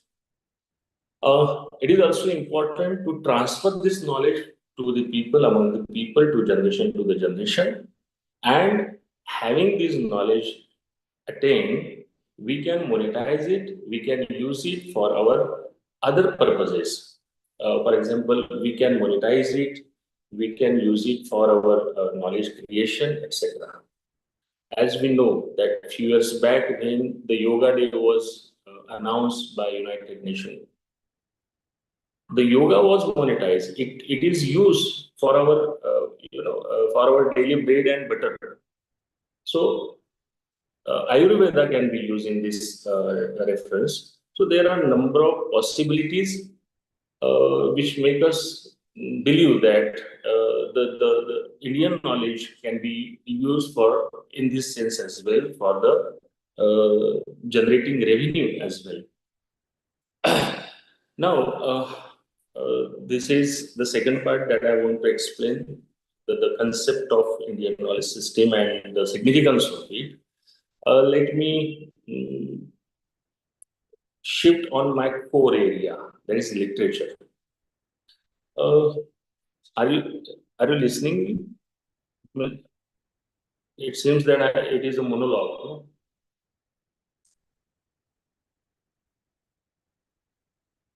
Okay. So, as far as literature is concerned, we used to listen English song, we used to listen English novels and world literature, and we celebrate it. We know who won the Nobel Prize in literature this year, and we enjoy the international cinema, English or Western cinema. We appreciate them. We ridicule Indian cinema at the same time. It's all okay. But there was a time when ancient Indian knowledge was widely celebrated in Europe, in Western countries as well. So here is a renowned author and a philosopher, Arthur Schopenhauer. Once he said that Indian wisdom would flow back upon Europe and produce a thorough change in our knowing and thinking.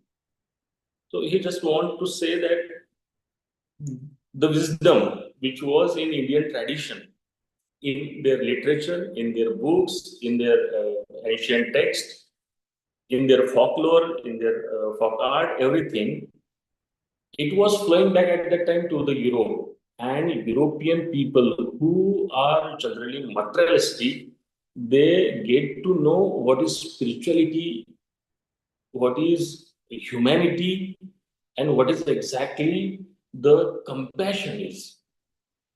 It is because of those Indian ancient literature, they came to know that there is a society which values spirituality more than the materialistic gain. So this statement, I consider it very important in this context. Can anyone tell me who this person is? Anyone? Do you know him? No. I just want to explain how Indian knowledge were getting entry at that time into Europe. So this was the first person. Do you know who this is? He's a Dara Shikoh. Dara Shikoh, probably you don't know him or his name, but you know his brother's name. He's the brother of Aurangzeb. And before Aurangzeb, he was the prince and intended to take the throne. But as we know that Aurangzeb was a cruel, he killed Dara Shikoh and ascended the throne on the death of his own brother. This particular fellow translated Bhagavad Gita and Upanishad first time in a foreign language, that was Persian. So the Western people got access to the Indian literature, Bhagavad Gita and Upanishad, through Persian translation. Then Persian translation again translated into Latin language, and then it spread all over the Europe. So the Dara Shikoh, he owes us that thing. He is the second person who also worked a lot for Indian knowledge system at that time. It means when Britishers were ruling over India, this Max Muller, who is the founder of Orientalism, Orientalistic philosophy. Oriental means Eastern and Occidental means Western. So the Western people always see Eastern people as an Orient. Orient means the second citizen or the different from us. And this Max Muller translated Vedas. As I said, that Dara Shikoh translated Bhagavad Gita and Upanishad, and Max Muller translated Vedas and sacred books from this. He wrote a beautiful book on ancient Indian treatises and books, sacred books from the East. So his sacred books from the East was widely celebrated in Europe. It was appreciated, and through Max Muller's writing, Western people were realizing how beautiful India is. No. And again, this is the statement by Max Muller, where he said that if I were to look over the whole world to find out the country most richly endowed with all the wealth, power, and beauty that nature can bestow, in some parts a very paradise on earth, I should point to India. Means he is considering India as a paradise. If you know the meaning of the word paradise, no. So India has the wealth, India had the power, and India had the beauty for him. And obviously, in colonial time, all these things were exploited, and it was snatched away from us. Again, probably you know this personality. Can anyone tell me who this is?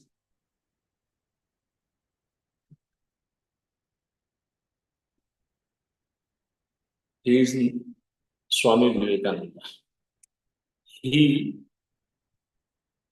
I think everyone knows Swami Vivekananda, and there is nothing to explain about it because he is the first Indian who introduced India from an Indian point of view to the Western.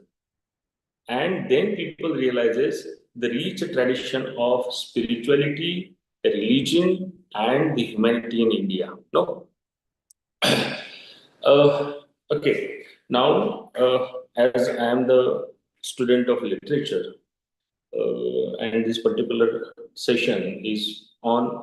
I know that it is a kind of offbeat session for you, but let me tell you, it is very interesting if you listen it carefully. A German poet, a renowned German poet. He is the national poet of Germany. No, so Goethe is an identity of Germany. He, after reading Shakuntalam, he said, "Wouldest thou the earth and heaven in one soul name combine? I name thee, O Shakuntala, and all is spoken." How beautiful line has been written by him. Listen.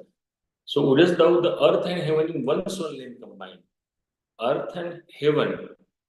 If there is one name which I want to say, considering the unification of the earth and the heaven, then I will name Shakuntala. So this is the praise given by him to the Shakuntala. Voltaire, he is a renowned satirist, novelist, and social reformer through his literature of France. And he said about India that India is the cradle of human civilization. So, according to him, the human civilization had started in India. So that's why he called India as the cradle of human civilization. Again, he says India is a land of tolerance. morality, and rational philosophy. So many people question him that Indian people are not rational. Generally, we are emotional. Rationality is very secondary to us. But when he read the philosophy, the Upanishad philosophy or the Vedic philosophy or the Buddhist philosophy from India, he realizes that ancient India was full with rationality. Because Charvaka, Lokayat darshan or Lokayat philosophy is also available in India. That's why I call it India is the land of tolerance, modernity, and rational philosophy. He presented Indian religion as an ancient monotheism. Monotheism means the primitive people or the pre-Vedic era is considered as monotheistic. There is only one God predating the Bible, thus challenging Eurocentric biblical chronology. So Voltaire was the person who himself was a Christian, but he remarked and expresses against some facts from the Bible on the basis of the Indian religion. No, he admired the concept of transmigration of soul, means reincarnation, and the moral framework of Hindu Dharma. So in Hinduism, as we know that we we generally after a person's death, we generally put him on the fire and burn him. Because we assume or we believe that after this after the death we take life in another form. So the concept of rebirth is in Hinduism. That particular concept is not in any Abrahamic religion. It is neither in the Jews nor in the Christian, and it is also not in the Islam. And this particular concept of rebirth, reincarnation, or the transmigration was fascinating for Voltaire. Why it is fascinating, I will explain in the next few slides. Again, there is a poet, Alfred Tennyson, who was a poet laureate of England in Victorian era, around 1813. He wrote a beautiful poem, Lotus Eater. And in that poem, he uses symbols from Indian religious scripture or Indian culture. For example, he used lotus symbol. As we know that lotus is the symbol of not only beauty, but it is also a symbol of purification. Though there is a mud, but lotus used to bloom in a mud. No. Then again, he used the Indian concept of nirvana, the Buddhist concept of nirvana, and the Hindu concept of vairagya.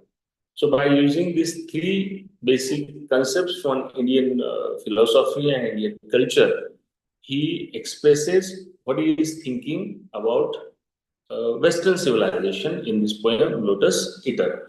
That's why this reference is also important in this context.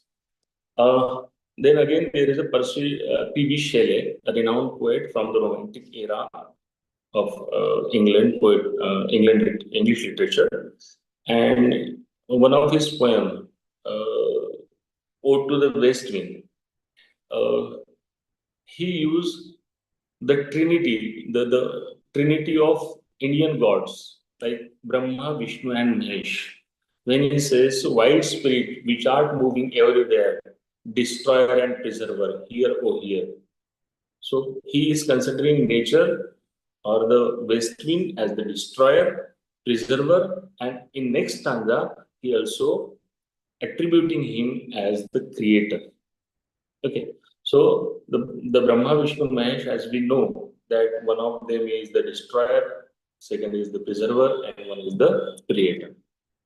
So again, P.B. Shelley used these allusions from Indian literature and philosophy. Edwin Arnold, who was a renowned author in United Kingdom, wrote The Light of Asia, this beautiful book It is a verse and epic poetry on the life of Buddha. It is very popular in the West, and because of this book, European, generally Western people find interest in Buddhism at the same time. Okay. Again, there is an American poet. He is also the national poet of America, like Rabindranath Tagore. Walt Whitman. He was also the companion of Abraham Lincoln, and also fought against the slavery at that time in the American Civil War in 19th century. And his famous book, Leaves of Grass, it is his autobiography, but autobiography in a poetic form. And throughout the book, you will witness that in his Leaves of Grass, he uses Indian philosophy from Vedas, Upanishads, Brahmanikas, and Aranyakas. For example, I just want to mention two examples from his poetry. As I am large, I contain multitude. When he said this particular line, he indicated towards the Vedic philosophy that Tattvamasi. It means you are you. You are that. It means you are, as we say in Marathi, Jali Sthali Kashti Pashane. It means God is present everywhere. Each and every part and parcel of this universe has the existence of God. But to realize the existence of God, we must get ourselves merged to the God. And this particular philosophy is quite evident in this line written by Walt Whitman. I am large, I contain multitudes. Again, this line is from the same book, Leaves of Grass, where he said, I bequeath myself to the dirt to grow from the grass alone. If you want me to again look for me under your good soles. So, through this line, he wants to convey the idea which is very peculiar and which is very particular to the Indian philosophy. And it is from the Upanishads. Na jayate, na mrityate. So there is no death, there is no birth. Everything is in the cycle. As it was mentioned in earlier slide, that birth, death, and again rebirth, the resurrection of the soul. This is from the very philosophy of Indian literature like Vedas and Upanishads. In I think 1948, this particular fellow won the Nobel Prize for his renowned poem, The Wasteland. T.S. Eliot. And the Wasteland is one of the pioneering poetry in the modern age. And it is divided into 5 parts. So the fourth and the fifth part, the name of the fourth part is The Death by Water, and the last one is What the Thunder Said. So in both parts, T.S. Eliot utilizes his learning of Indian knowledge. He read Indian scriptures, Indian religious books, Indian cultural books and material available.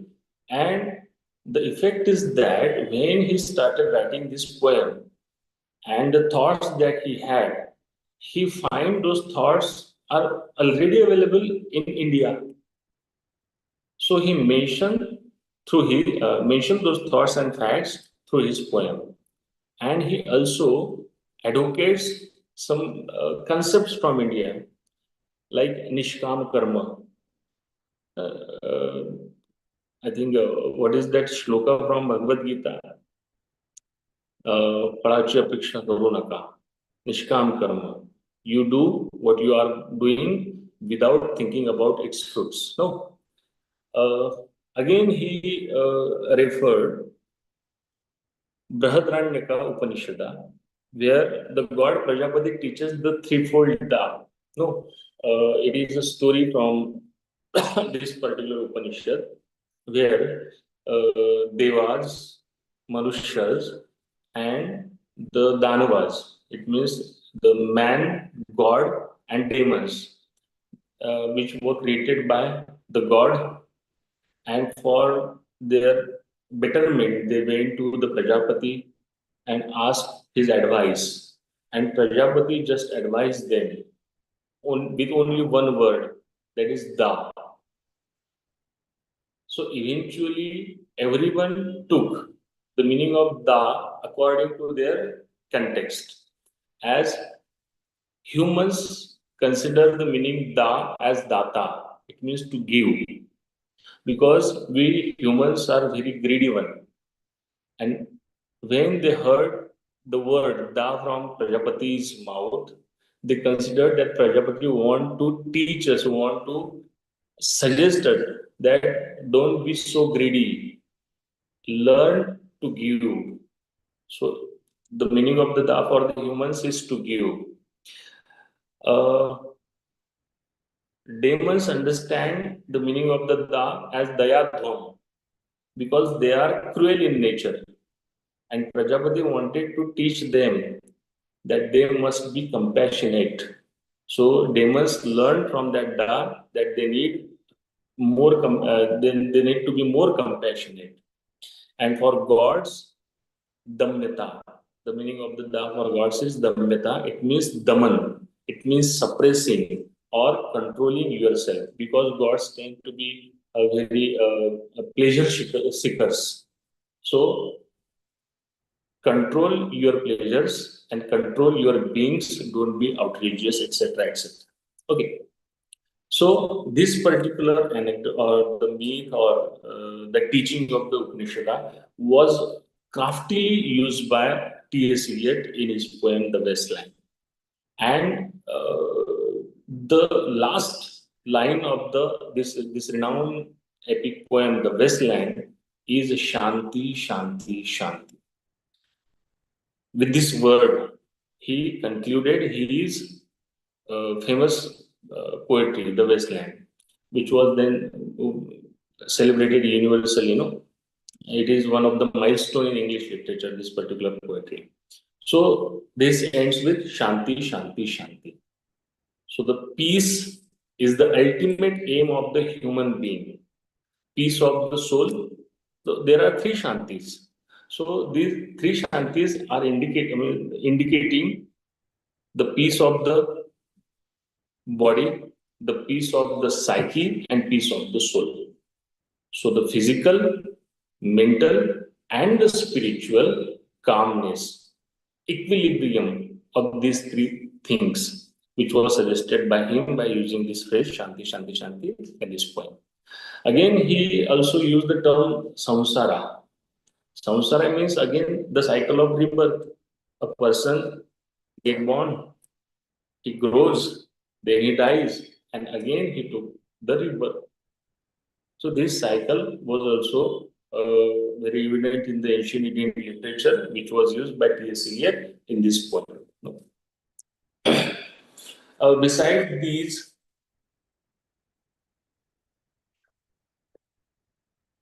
renowned authors, there are other authors. I just selected few of them to discuss with you. But again, there are many authors who were influenced by Indian literature, Indian culture, and Indian art. To name the earlier, I mentioned Goethe from Germany, Voltaire, Lord Tennyson, Walt Whitman, T.S. Eliot, yes, Ralph Waldo Emerson. He is an American philosopher, and his transcendentalistic philosophy or transcendentalism is totally depend on the Indian philosophy of alaukik tattvajnan. No, so by using that philosophy, he wrote number of essays, number of books, and he was the pioneer of American transcendentalism. No, H.D. Thoreau. Probably you know that Mahatma Gandhi used to carry a book always a book was there in his hand. That book is Walden Pond, and it was written by H.D. Thoreau.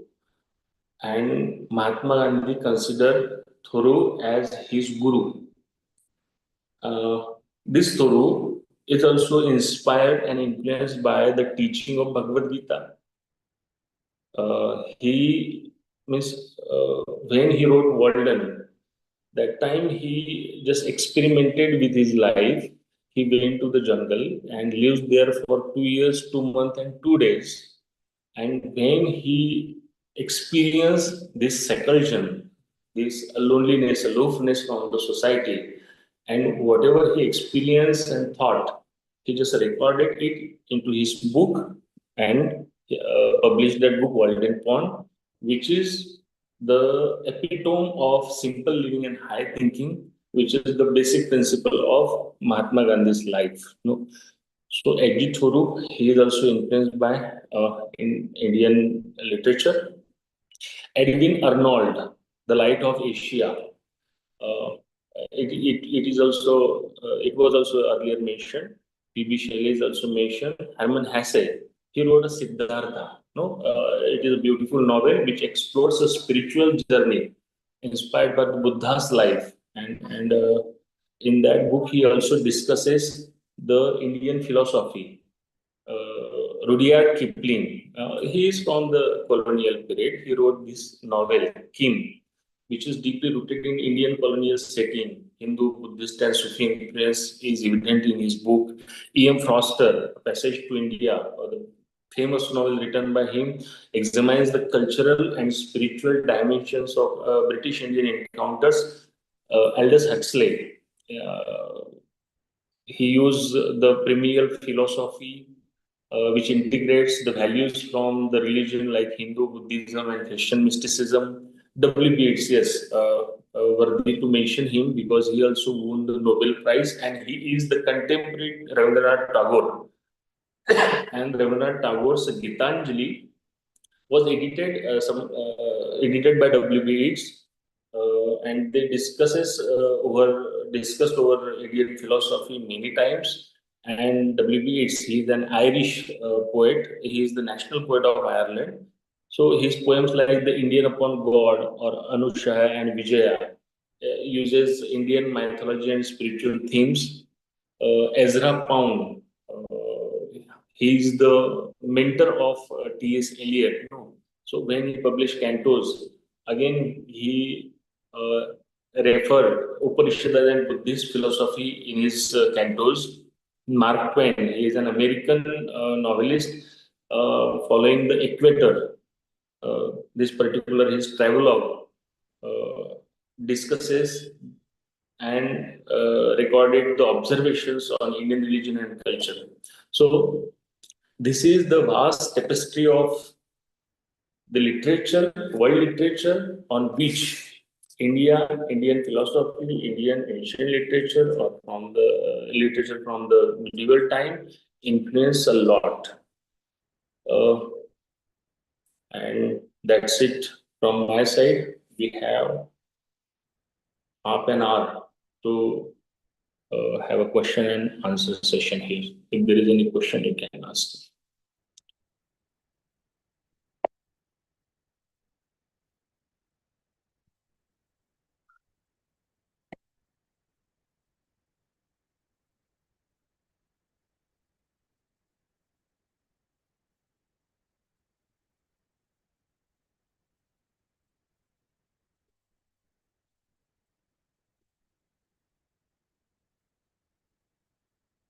Yes.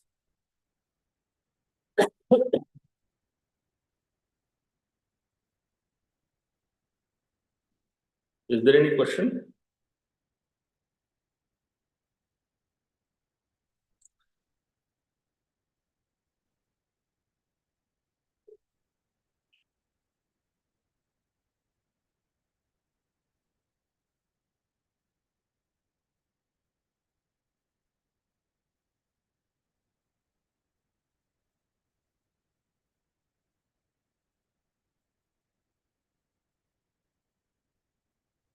Ankit sir.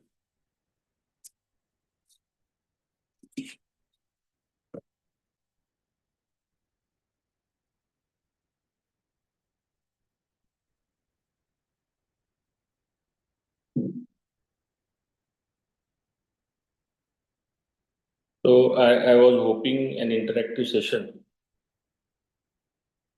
but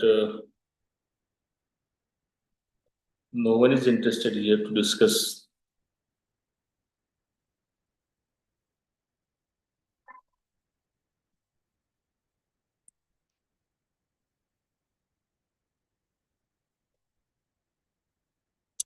Okay. So if there is no any questions, I will request Ankit sir to sum up.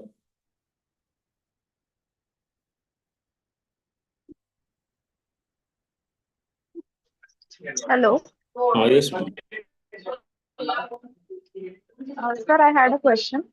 Yes, From all of the authors that you mentioned who have written, yes, I yes, saw ma'am. that many of them are very well known. Hello. If one particular book or two or three of yours, hello. Yes, yes. I'm listening. Sir, should I repeat what I said? Yes, ma'am. Yes, ma'am. Sir, I wanted to ask that there were many authors that you mentioned the books from, Hmm. and I saw that many of them were best-selling book authors as well, and they are very well-known authors. So, from those authors or others, are there a few books that you would recommend Yeah. for everyone to read, not just related to the IKS, so the books that may show that they have relevance to the other books and connection between IKS and other modern. So, so you want some recommendation of some books, no? Which has this themes, Yes. yes, Indian themes. Yes. So you can go through Kim. My first recommendation is Kim.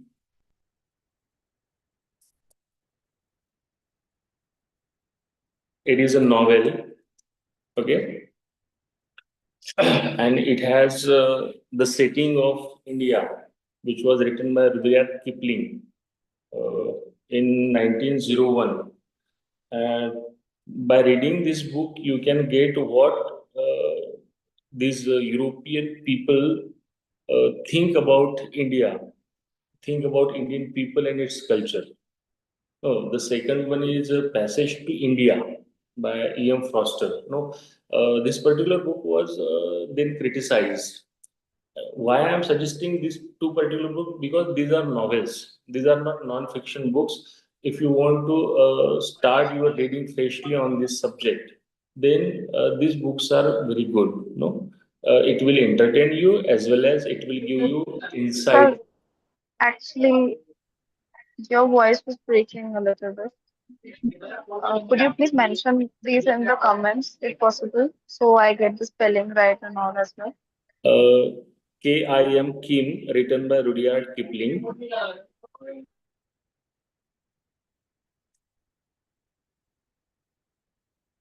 And A Passage to India from written by E.M. Foster. So these are the novels, means fiction. These are not non-fiction. And why I am suggesting this fiction? Because it will entertain you as well as give you the insight what these European people think about India and its culture. No, non-fiction, many times non-fiction books seems very monotonous for most of the readers. So if you want to start reading books in this context for, on this subject, then go with these fictions. If you are interested in poetry and anthropology, you can read The Golden Bough by James Fraser. Okay. Sir, can you write the names of these in the chat as well, so as Yeah, I get the I spelling will. right of them? Yes, yes.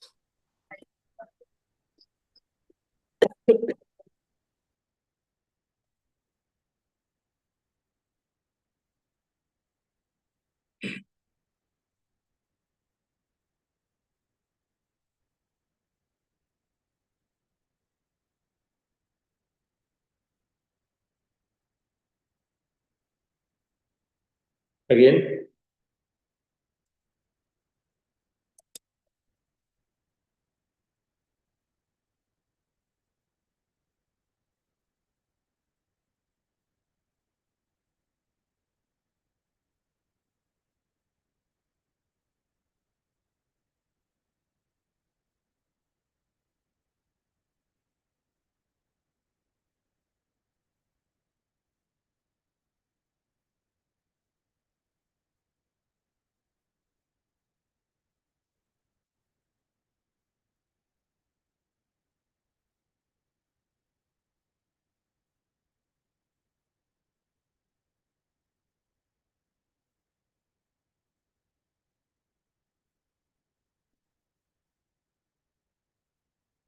you can read the literature of Max Muller.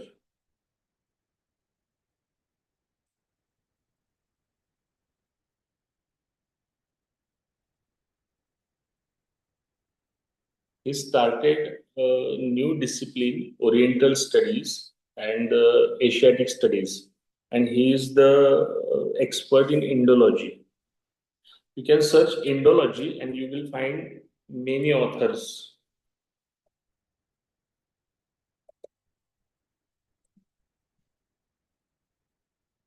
Indology is the study of India in various aspects, like it study the Indian culture, Indian tradition, Indian religions,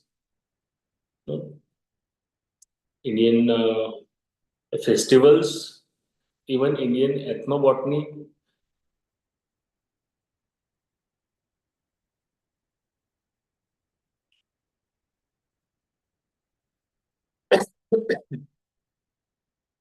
Okay. Again,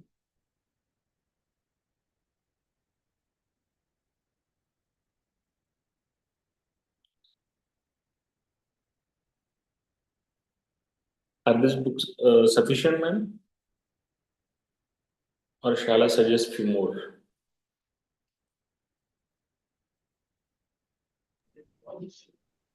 These would be fine, sir. Thank you.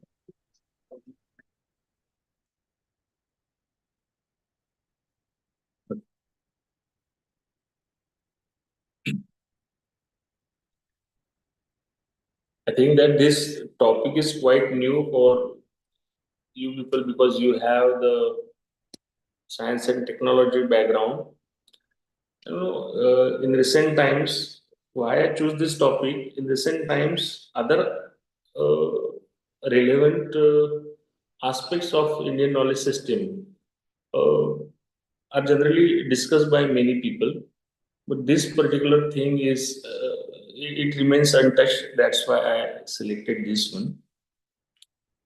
Now, you know the Indian contribution in philosophy, in science and technology, I think, in metallurgy, etc. And it is now the part of your curriculum. But this particular thing is not the part of the curriculum. That's why it is untouched yet. That's why I selected it.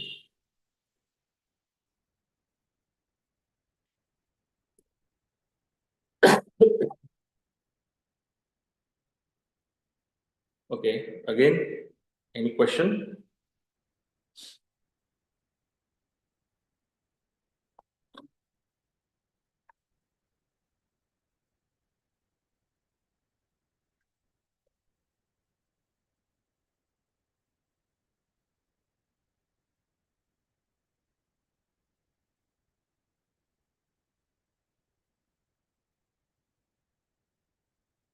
Okay. Okay. So, Ankit sir,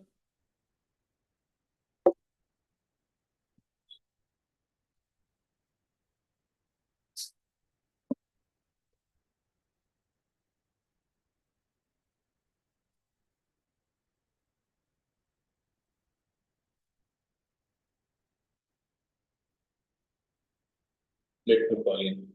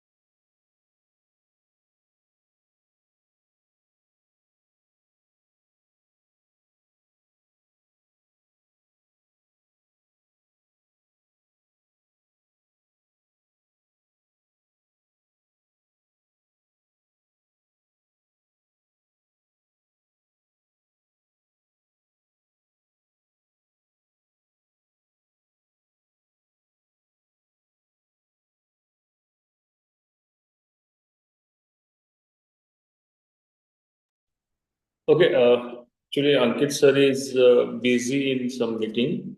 So he suggested that we can sum up the session. If there is any coordinator, he can sum up it.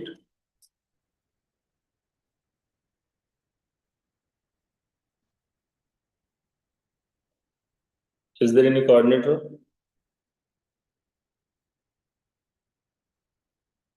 Okay. So on the behalf of the HRDC, I call this session is over. Thank you. Thank you for everyone. Thank you, sir.